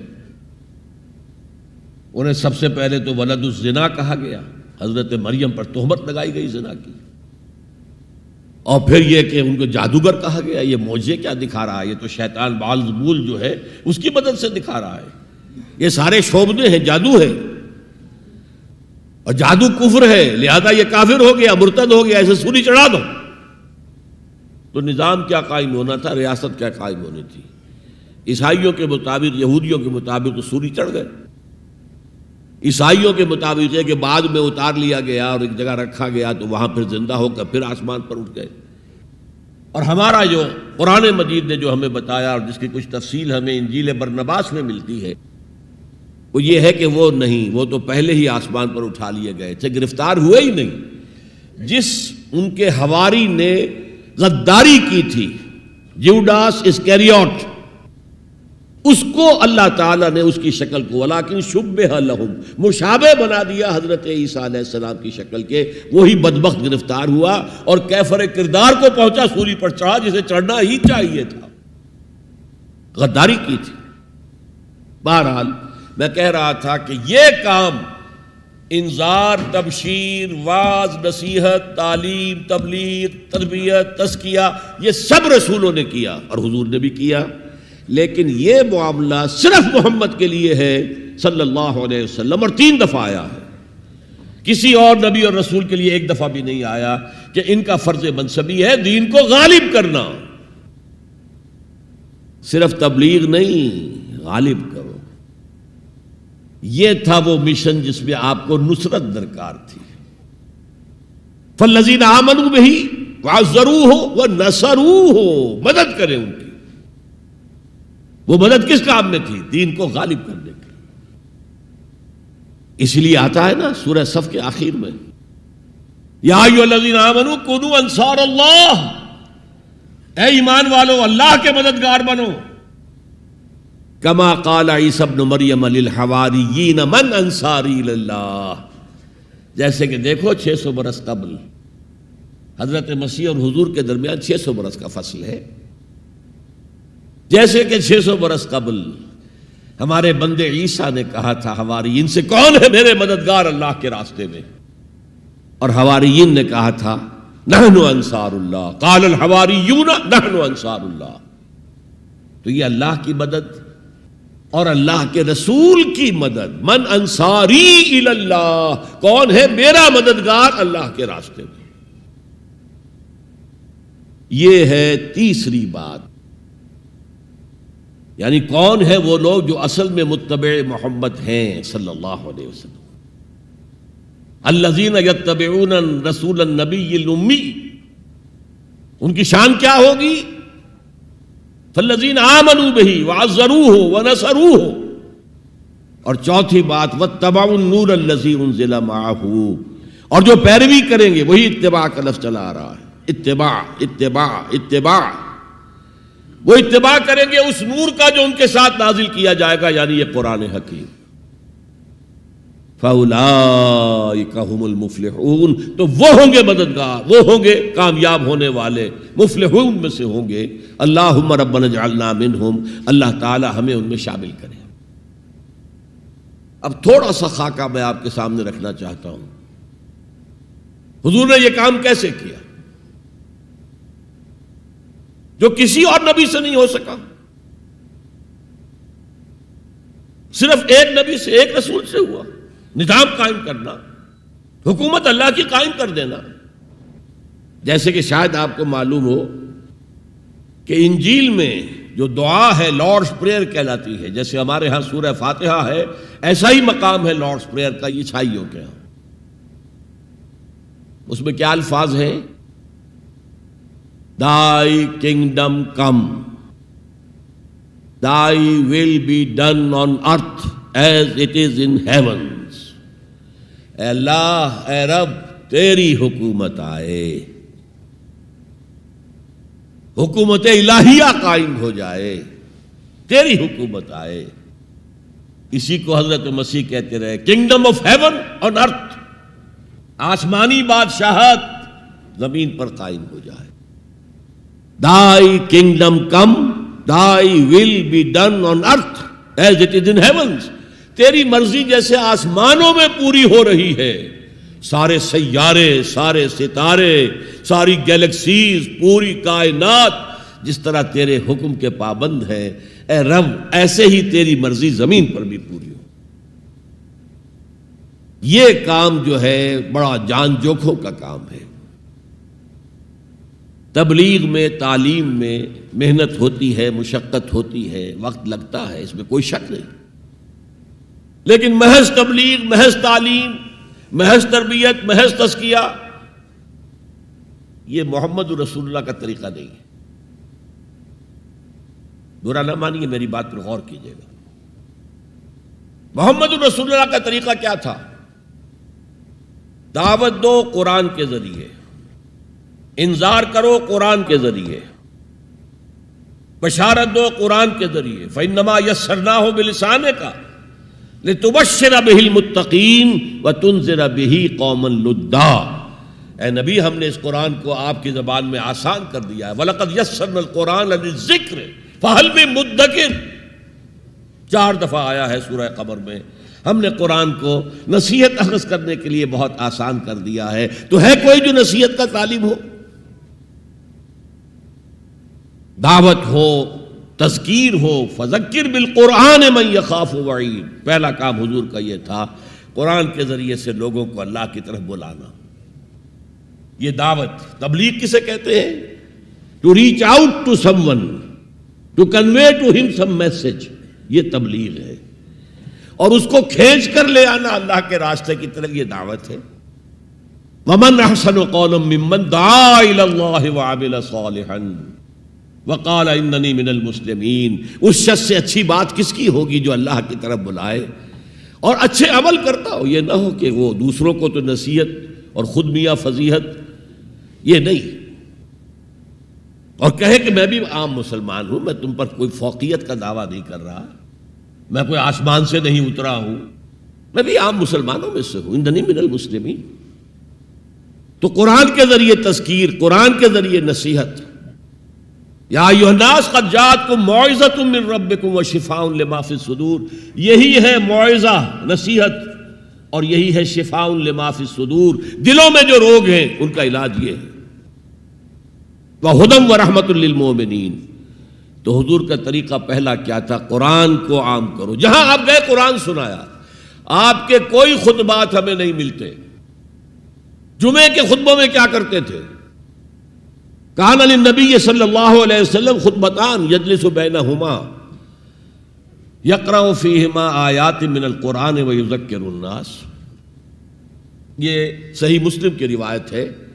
حضور کے 2 خطبے ہوتے تھے، آپ درمیان میں تھوڑی دیر کے لیے بیٹھتے بھی تھے جیسے ہم بیٹھتے ہیں۔ اور یہ کس لیے تھا؟ شاید آپ نے کبھی غور نہ کیا ہو۔ یہ اس لیے نہیں تھا کہ حضور کو کوئی تکان ہو جاتی تھی، آپ کے خطبے بہت مختصر ہوتے تھے، لمبے خطبے کی ضرورت کیا؟ جو سامنے بیٹھے ہیں عربی ان کی زبان ہے، قرآن عربی میں نازل ہوا ہے، حضور کے قلب سے، زبان مبارک سے ادا ہو رہا ہے، دلوں کے اندر جا کے اتر رہا ہے، لمبی بات کی ضرورت کیا تھی؟ بہت مختصر خطبے ہوتے تھے، لیکن پھر بھی بیٹھتے تھے۔ کیوں بیٹھتے تھے؟ یہ علامت تھی اس بات کی کہ یہ خطبہ جو ہے یہ ظہر کی 2 رکعتوں کا قائم مقام ہے۔ ظہر کی 4 رکعتیں فرض اور جمعے میں رہ گئی 2، بقیہ 2 کے قائم مقام یہ 2 خطبے ہیں۔ لیکن خطبوں میں کرتے کیا تھے؟ یقرأ آیات من القرآن، قرآن کی آیات پڑھ کے لوگوں کو سناتے تھے، وَيُذَكِّرُ النَّاسَ، اور اسی کے حوالے سے نصیحت کرتے تھے، بس۔ اللہ اللہ خیر سنو۔ خطبہ نکاح ہے حضور کا، 4 آیتیں اس میں ہے صرف، ایک سورہ آل عمران کی آیت ہے، ایک سورہ نساء کی آیت ہے، 2 سورہ احزاب کی آیات ہیں. آپ نے اپنی طرف سے کوئی وعظ کہا ہی نہیں اس میں. تو تبلیغ، تعلیم، تذکیر، انذار، تبشیر سب قرآن کے ذریعے سے. پہلا کام یہ پھیلاؤ اس کو.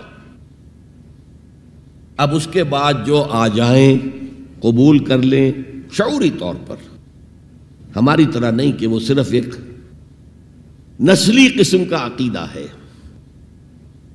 ظاہر بات ہے اس وقت جو مان رہے تھے وہ تو دل یقین کے ساتھ مان رہے تھے نا. انہیں پتا تھا ہمیں گھر بار چھوڑنے پڑیں گے، ہماری بیوی ہم سے علیحدہ ہو جائے گی، والدین ہمیں گھروں سے نکال دیں گے، اور مارے پڑیں گی نوجوانوں پر اور غلاموں کے اوپر تو جو بے پناہ سختیاں ہوئی ہیں. تو ظاہر ہے جب تک یقین دل میں کامل پیدا نہ ہو جائے کوئی بھی زبان نہیں کھولتا تھا کہنے کے لیے کہ اشہد ان لا الہ الا اللہ واشہد ان محمد رسول اللہ. تو جو آ گئے ایمان کو قبول کر لیا، اب ان کو جمع کرو، منظم کرو، آرگنائزیشن. اس لیے کہ نظام کو بدلنا آسان کام نہیں ہے. کہیں بھی کوئی خلا تو ہے نہیں، کوئی نہ کوئی نظام ہے. ڈیموکریسی ہے تو وہ حاکمیت عوام کا نظام ہے، کیپٹلزم ہے تو وہ ڈکٹیٹرشپ آف دی کیپٹلسٹ ہے. نظام تو ہے نا. ہمارے پاکستان میں جاگیرداری ہے تو وہ جاگیرداروں کا ملک ہے، انہی کی حکومت ہوگی. اور سیاست ہمارے ہاں جو ہے وہ جاگیرداروں کا میوزیکل چیئرز گیم ہے اور کچھ بھی نہیں. عوامی سیاست ہے ہی نہیں. وہ تو آپ کے ہاں تو پہلا قدم اٹھا لیا گیا تھا جاگیرداری کا خاتمہ. 2 کام ہندوستان میں بہت بڑے ہوئے جو ہم نہیں کر سکے.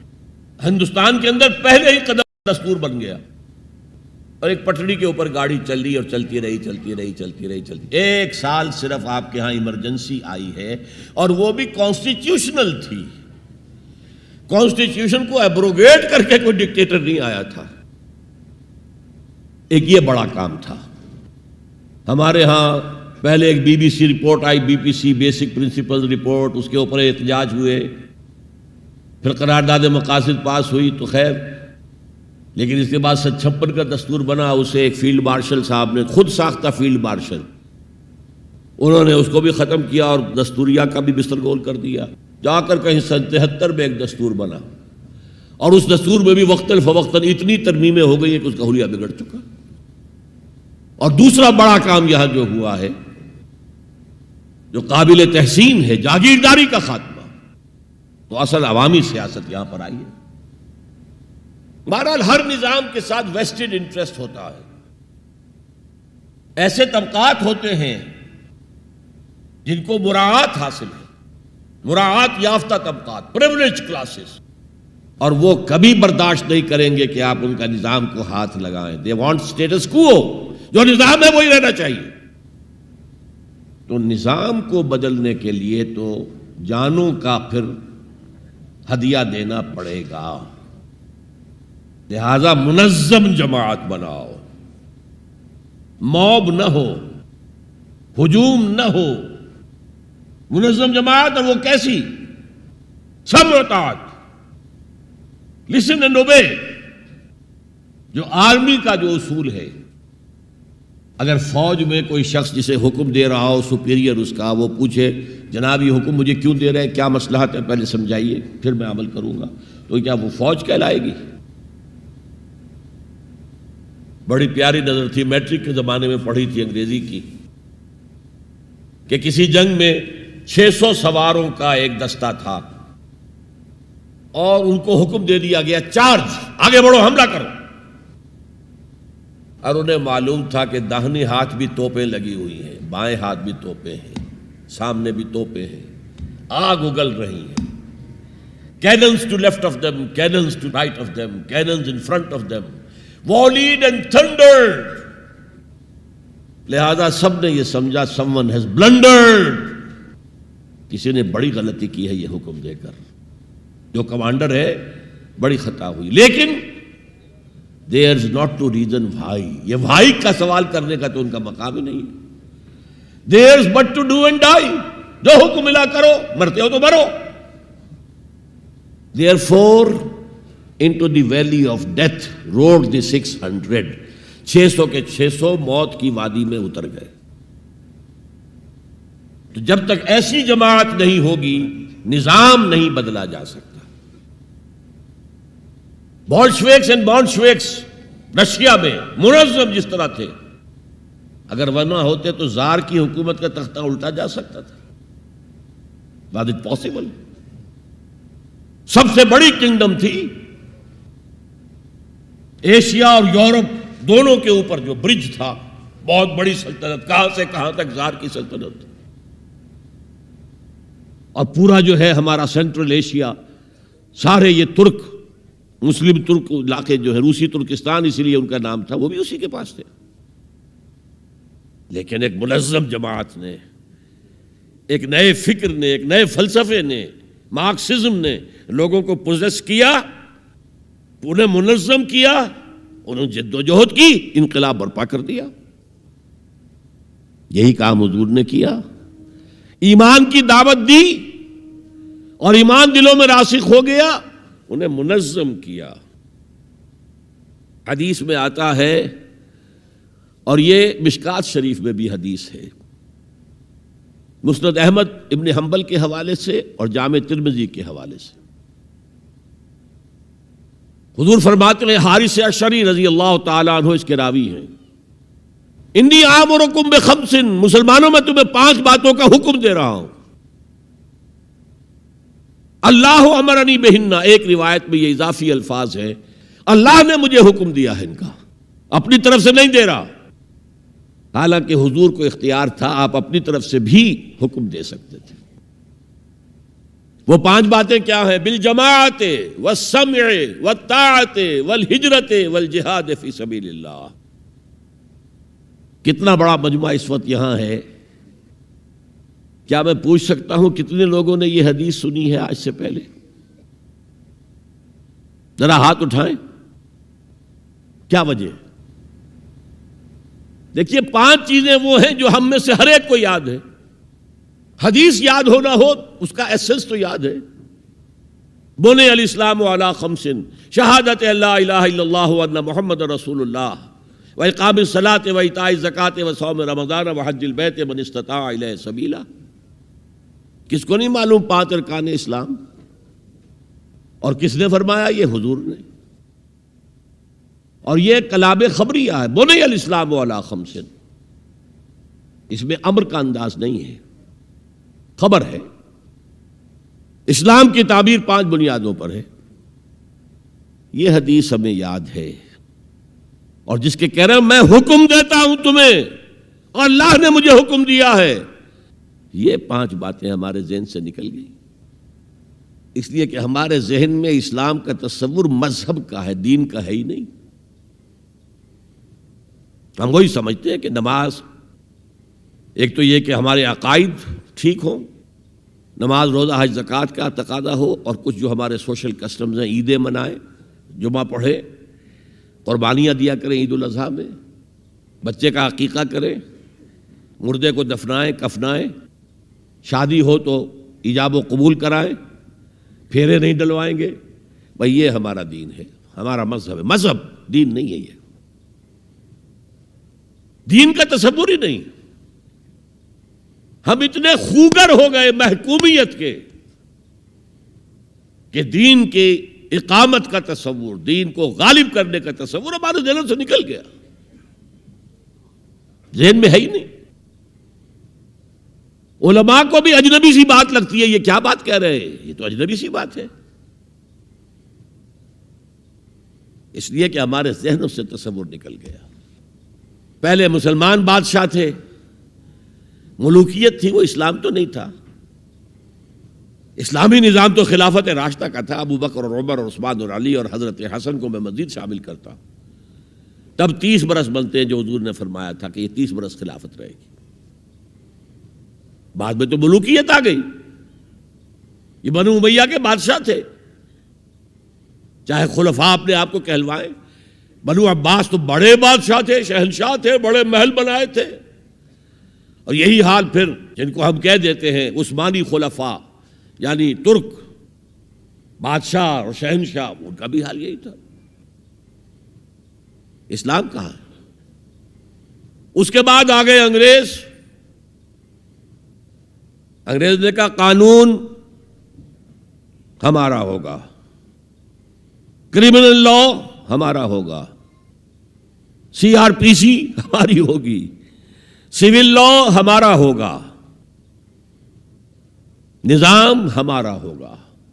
ہاں نماز پڑھ سکتے ہو، روزہ رکھ سکتے ہو، ہمیں کوئی تمہارے مذہب سے کوئی دشمنی نہیں ہے، بلکہ انگریز نے تو بڑی رعایت کی تھی۔ اس نے کہا تھا تم اپنے فیملی لاز بھی اپنی مرضی سے جیسے چاہو طے کرو۔ آج مسلمان ممالک میں سے بھی اکثر نے اپنے فیملی لاز چھوڑ کر یورپ کے فیملی لاز اختیار کر لیے، اور پہلی مرتبہ یہ کام کیا تھا ترک نے، اور یورپ کے اخبارات نے پھر تنزیہ لکھا تھا کہ یہ عجیب قوم ہے، کہتی ہے کہ بہترین قانون ہمارے پاس ہے، اور حال یہ ہے کہ فیملی لاز بھی ہم سے مانگ رہے ہیں، رومن لاز سے اخذ کر رہے ہیں فیملی لاز اپنے، یہ ان کا حال ہے، کہتے ہیں بہترین قانون ہمارے پاس ہے۔ تو انگریز کے آنے کے بعد اب ہمارا علماء کا قال اللہ و قال رسول یا مدرسہ چلا لے۔ بہرحال انہوں نے بڑی خدمتیں کی ہیں، اگر یہ نہ ہوتا تو شاید ہمارے ہاں مساجدیں آباد ہی نہ ہوتی، کم سے کم علماء نے وہ پوزیشنیں جو ہیں وہ پر کی ہیں، ایک ڈھانچہ جو ہے وہ برقرار رکھا ہے، اس میں کوئی شک نہیں، ان کی خدمات ہے۔ لیکن انگریز نے تو جو بھی تھا صرف اتنی آزادی دی تھی، اسی کو ہم ذہناً ریکنسائل کر چکے ہیں، بس اسلام یہی ہے نہیں۔ اور آج میں آپ کو بتا دوں، امریکہ اور انگلینڈ خاص طور پر، اور بقیہ عیسائی مملکتیں بھی بالعموم، اسلام کے خلاف جو جنگ جاری کر رہے ہیں اور تیزی کے ساتھ یہ بڑھے گی،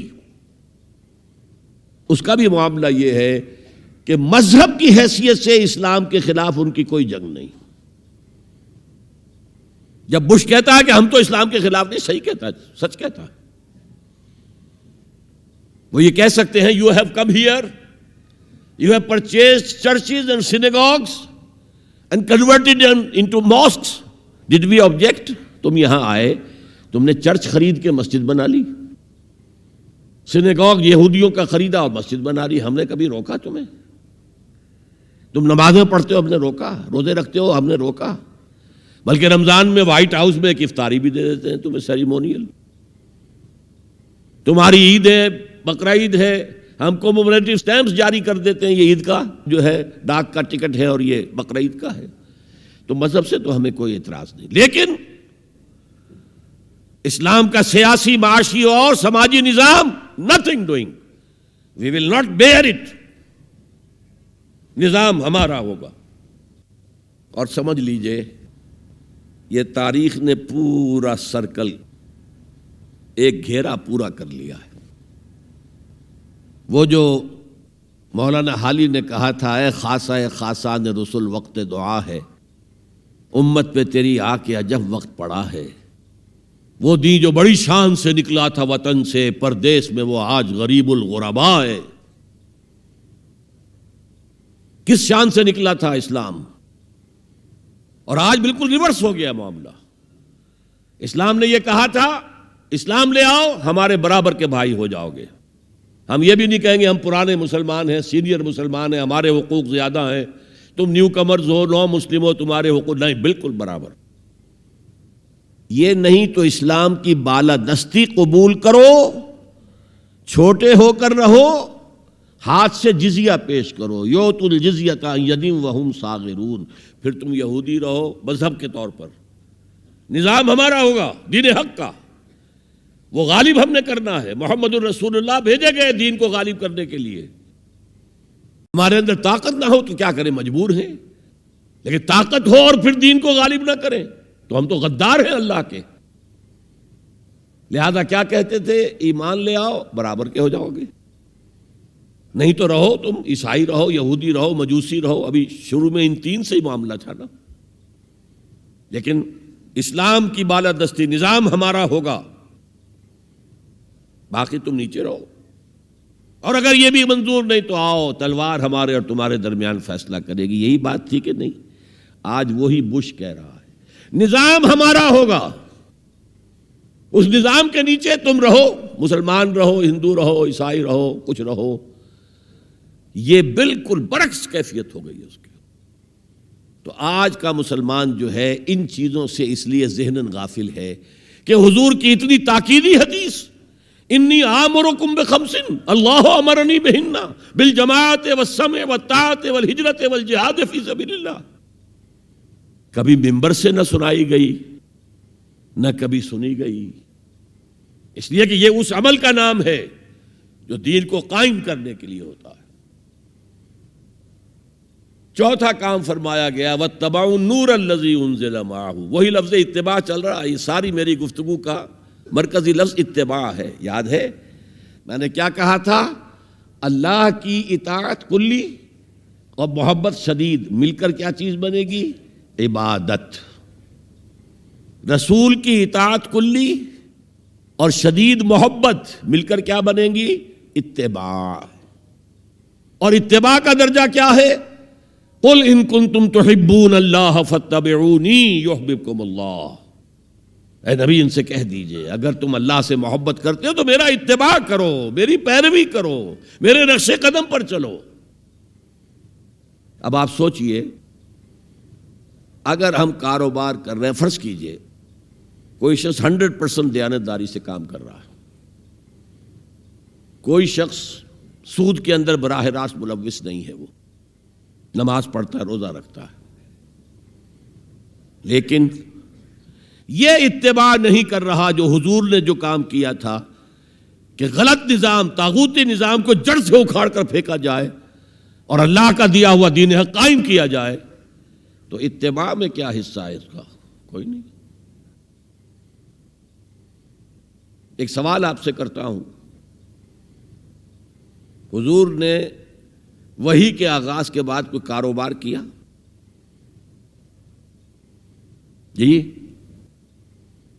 آپ پہلے بہت اچھے تاجر تھے، بہت کامیاب تاجر تھے، اس وقت کا ایکسپورٹ امپورٹ، قافلہ لے کر جا رہے ہیں شام، قافلہ واپس لے کر آ رہے ہیں، لیکن جیسے ہی وحی آ گئی یا ایھا المدثر قم فانذر وربک فکبر، اے لحاف میں لپٹ کر لیٹنے والے اب کھڑے ہو جاؤ، کمر کس لو، گرڈ اپ یور لائنز، اپنے مشن کا آغاز کرو۔ اس کا آغاز کیا ہے؟ انذار، خبردار کرو انہیں کہ زندگی یہی زندگی نہیں ہے، اصل زندگی آخرت کی زندگی ہے، اور قیامت کے دن تمہیں حساب جو ہے اپنا پیش کرنا ہوگا، جواب دہی کرنی ہوگی۔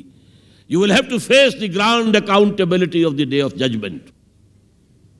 یہ انذار سے بات شروع کرو، وَرَبَّكَ فَكَبِّرْ، اور جو ہدف ہے مقصود کیا؟ اللہ کو بڑا کرو، یعنی اس کی بڑائی نافذ کرو۔ پارلیمنٹ میں بھی اس کا حرف آخری ہو، لِتَكُونَ كَلِمَةُ اللَّهِ هِيَ الْعُلْيَا، تاکہ اللہ کا کلمہ سب سے اونچا ہو جائے۔ یہ نہیں کہ صاحب ہمارے تو 60% لوگوں نے یہ رائے دے دی ہے، بس اب ہم نہیں جانتے کہ قرآن میں کیا ہے یا کسی اور آسمانی ہدایت میں کیا ہے، تورات میں کیا ہے، انجیل میں کیا، ہم نہیں جانتے۔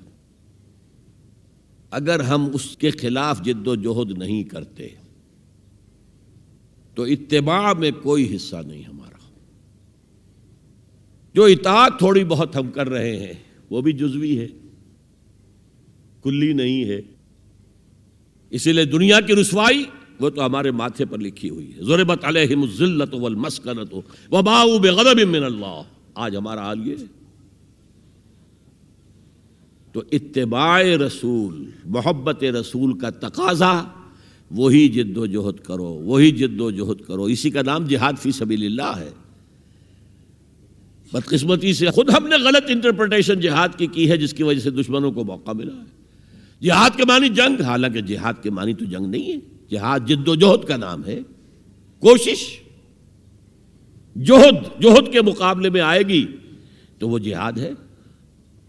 جہد یک طرفہ ہے تو جہد ہے، اور دو طرفہ ہو رہی ہے، رسہ جو ہے آپ ادھر کھینچ رہے ہیں وہ ادھر کھینچ رہے ہیں، یہ جہاد ہے۔ آپ توحید کا پرچم اٹھائے ہوئے ہیں، توحید پھیلا رہے ہیں، وہ شرک پھیلا رہے ہیں، یہ جہاد ہے. کوئی مغربی ڈیموکریسی چاہتا ہے، کوئی سوشلسٹ ڈیموکریسی چاہتا ہے، ان کے درمیان رساکشی ہوگی کہ نہیں ہوگی؟ یہ جہاد ہے. قتال تو جہاد کی 9 منزلہ عمارت میں جا کے 9ویں منزل پر قتال فی سبیل اللہ، اور یہ دونوں قرآن کی اصطلاحات ہیں. ہم نے جہاد کو بھی جنگ بنا دیا، تو پھر تو اب ہر شخص کو قرآن میں جنگ ہی جنگ نظر آئے گی. جہاں جہاد کا لفظ آیا جنگ، جہاں جہاد کا لفظ آیا جنگ.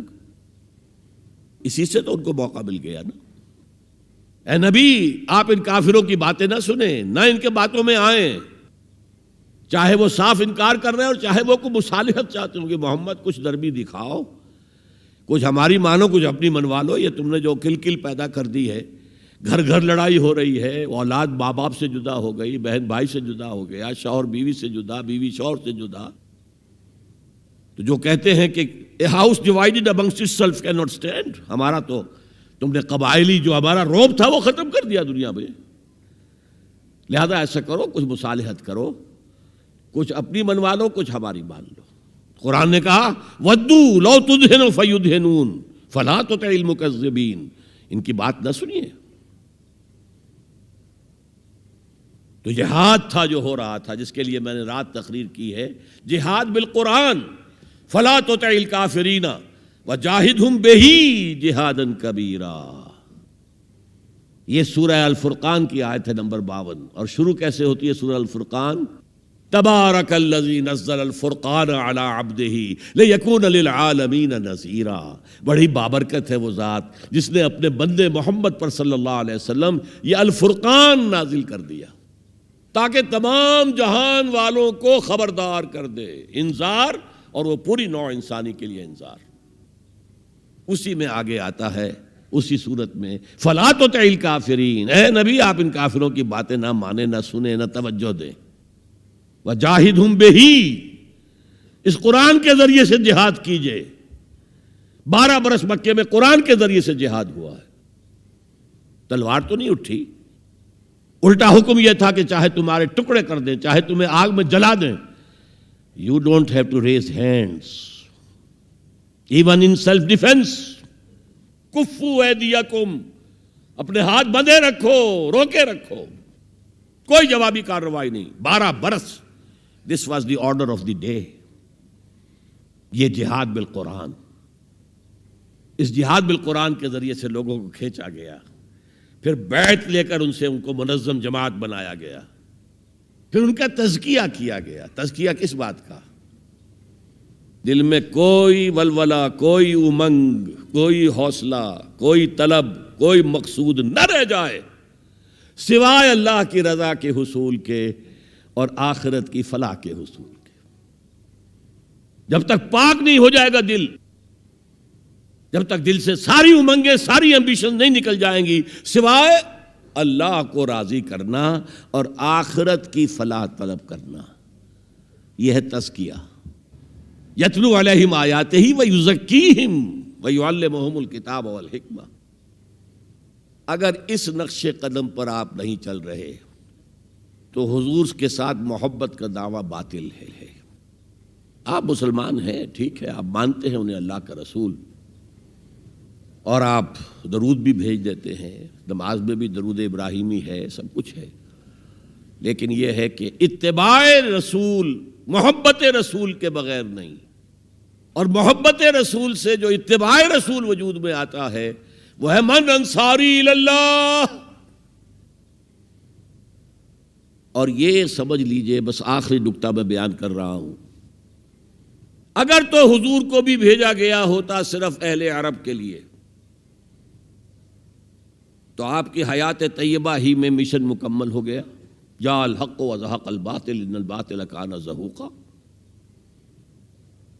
اذا جاء نصر اللہ والفتح ورأیت الناس يدخلون فی دین اللہ افواجا. کام مکمل ہو گیا. لیکن حضور کو تو بھیجا گیا ہے پوری نوع انسانی کے لیے.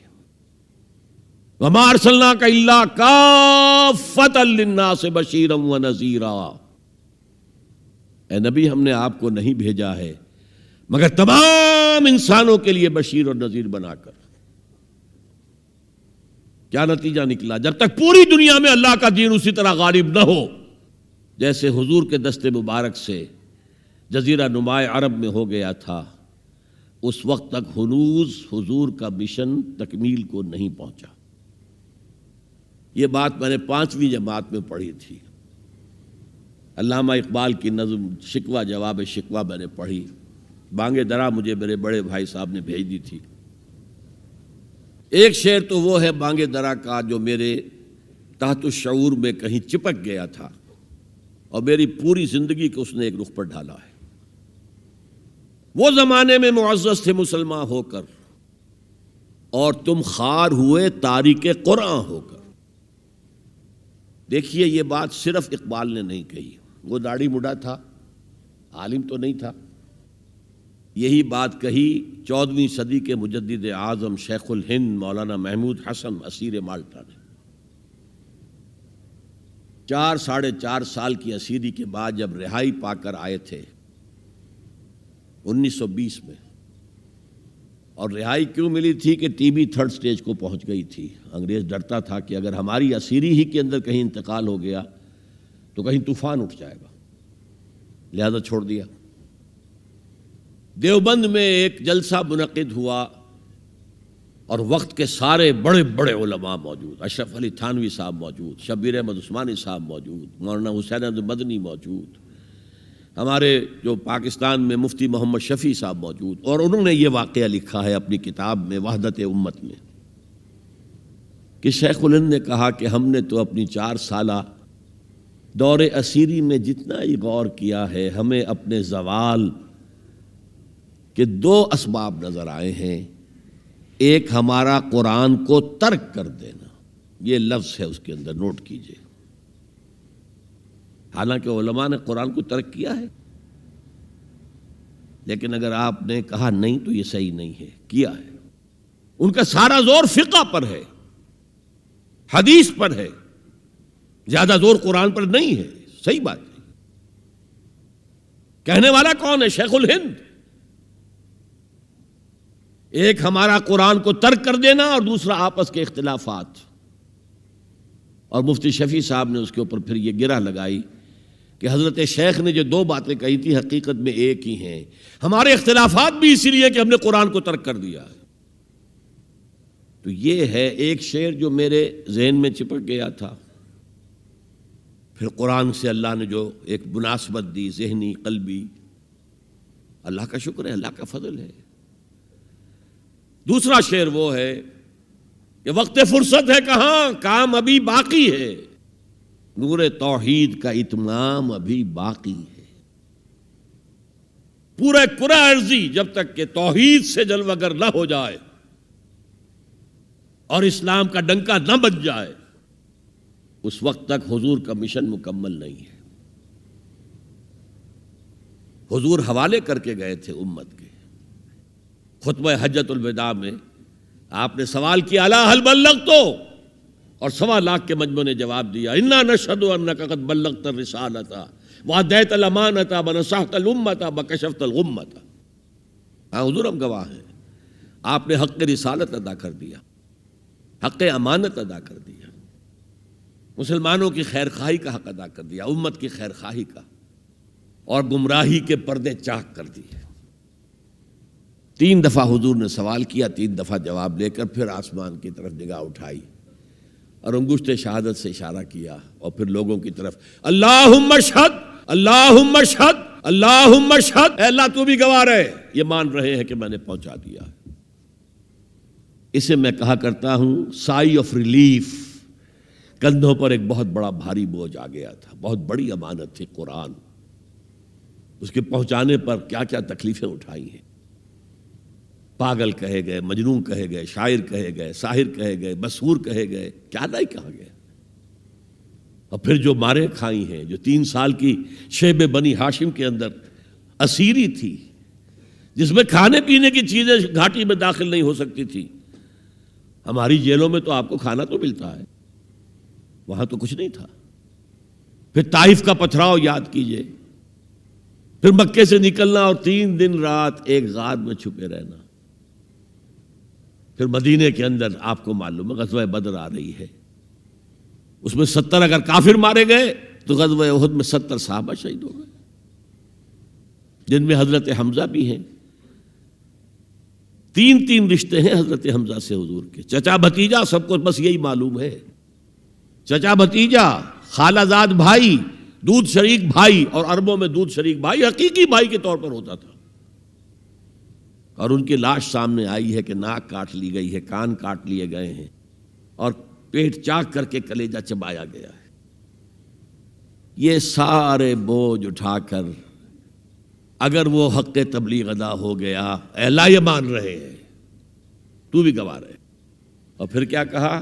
فَلْيُبَلِّغِ الشَّاهِدُ الْغَائِبَ، اب جو یہاں موجود ہیں ان کا فرض ہے کہ ان کو پہنچائیں جو یہاں نہیں ہیں، اور یہ ابد الآباد تک کے لیے، قیامت تک کے لیے ہے۔ انا آخر المرسلین وانتم آخر الامم، میں آخری رسول ہوں، تم آخری امت ہو، اور تمہیں نکالا گیا دنیا والوں کے لیے۔ دنیا کی دوسری قومیں اپنے لیے جیتی ہیں، اپنی عظمت، اپنا بول بالا، اپنے مفادات، اپنی مصلحتیں، اور تمہیں دنیا والوں کے لیے جینا ہے۔ ہم تو جیتے ہیں کہ دنیا میں تیرا نام رہے، کہیں ممکن ہے کہ ساقی نہ رہے جام رہے۔ یہ جام ہدایت کون گردش میں لائے گا اگر ساقی نہ ہو؟ ساقی امت مسلمہ ہے۔ یہ دوسری بات ہے کہ امت بھول گئی، خود ہی نہیں پڑھا، پڑھائیں گے کیا؟ خود ہی نہیں سمجھا، سمجھائیں گے کیا؟ بہرحال وقت فرصت ہے، کہاں کام ابھی باقی ہے، اور اس کی صحیح حدیثیں موجود ہیں کہ دنیا میں دوبارہ نظام خلافت علی منہاج النبوہ آئے گا، اور اب جب آئے گا گلوبل ہوگا۔ یہ ایک بہت بڑا تصادم آنے والا ہے، جسے کہ بائبل کے ماننے والے کہتے ہیں آرمیگیڈون، بہت بڑی جنگ۔ اگر آپ کہیں ڈکشنری میں جا کر دیکھیں گے آرمیگیڈون کے معنی تو لکھا ہوگا A very big war which will be fought between the forces of evil and good before the end of this world۔ اور حضور کی احادیث میں الملحمۃ العظمی، عظیم ترین جنگ، الملحمۃ الکبریٰ، سب سے بڑی جنگ، اور اس میں یا تو ایک طرف ہوگا نیو ورلڈ آرڈر، وہ چاہتا ہے گلوبل ہو جانا، اور یہ حقیقت میں جیو ورلڈ آرڈر ہے۔ عیسائی دنیا اس وقت یہودیوں کے پنجے میں، شکنجے میں ہے۔ 100 سال پہلے دیکھ آیا تھا وہ دیکھنے والا مرد درویش اقبال، 1905 میں گیا تھا انگلستان، جرمنی، 1908 تک رہا تھا۔ وہ دیکھ کر آیا تھا کہ فرنگ کی رگے جاں پنجے یہود میں ہے۔ آپ کو معلوم ہے جو ریئیکشن ہوا ہے بعد میں، جو کچھ ہٹلر نے کیا یہودیوں کے ساتھ، کہتے ہیں 60 لاکھ ہمارے مارے ہیں۔ کیوں؟ کہ انہیں احساس ہو گیا تھا انہوں نے اپنے شکنجے میں ہمیں کس لیا ہے، لہذا اس نے انتقام لیا ہے۔ بہرحال اب جو بھی ٹکراؤ ہونے والا وہ 2 نظاموں کا ہوگا، جسے ہنٹنگٹن نے کہا ہے کلیش آف سیویلائزیشنز، تہذیبوں کا تصادم آئے گا، اور اس میں دوسری تہذیب ہماری یا ہمارا نظام اس وقت دنیا میں کہیں نہیں ہے، لیکن دشمن کو معلوم ہے۔ ابلیس کی مجلس شورا میں علامہ اقبال نے ابلیس کے ترجمانی کرتے ہوئے کہا ہے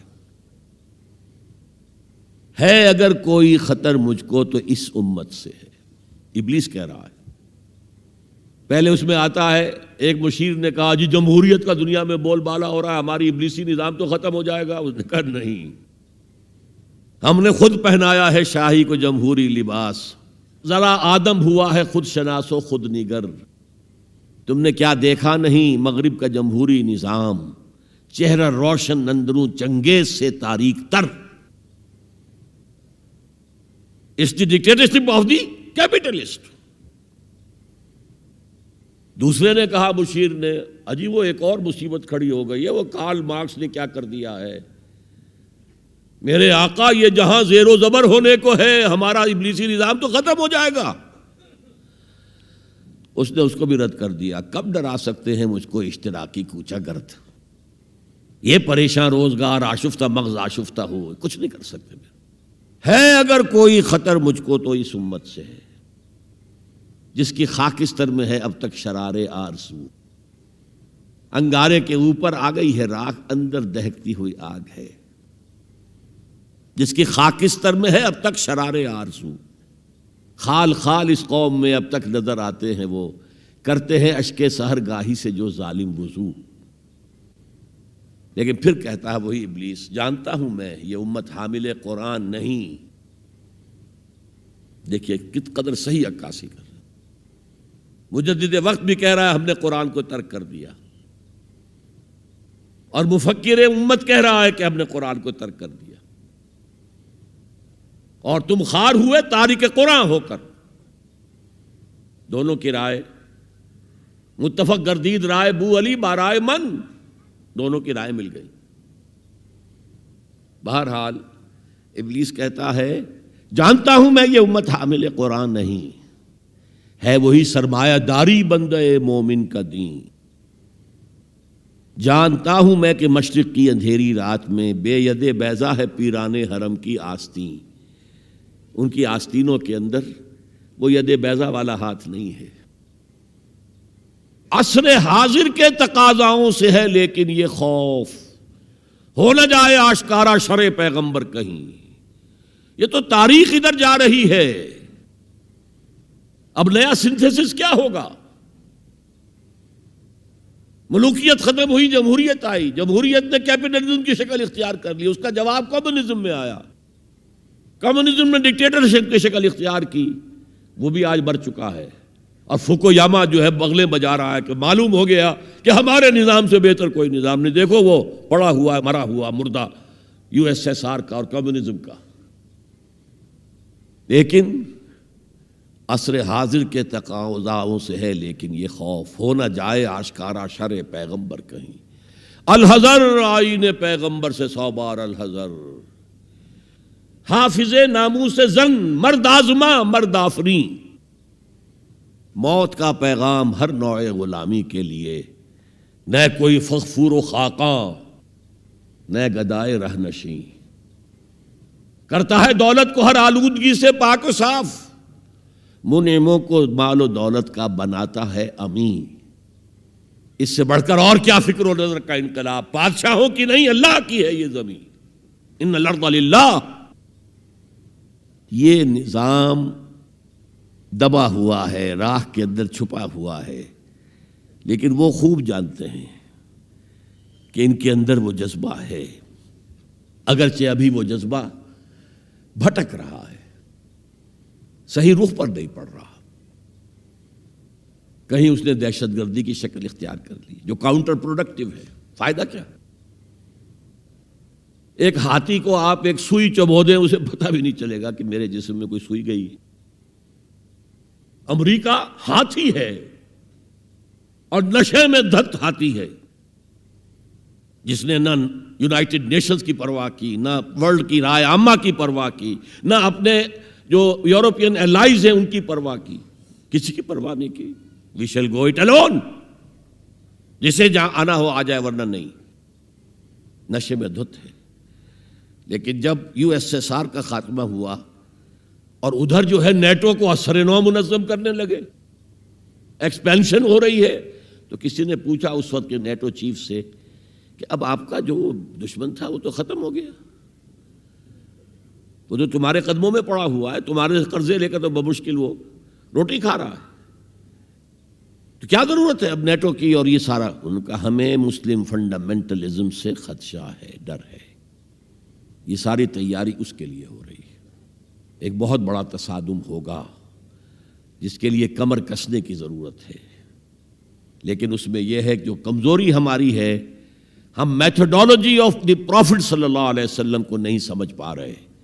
یہ کام ایک دفعہ ہونا ہے، دوبارہ ہوگا اسی طریقے سے جس طریقے سے حضور نے برپا کیا تھا۔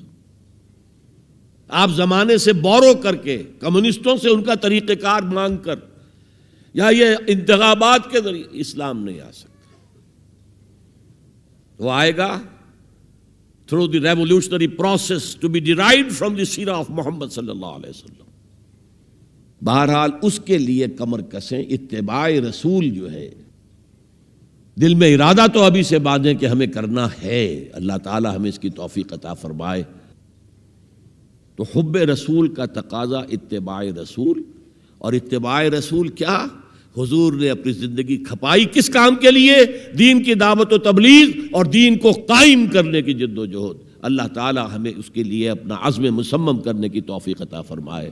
اقول قولی ھذا واستغفر اللہ لی ولکم ولسائر المسلمین والمسلمات۔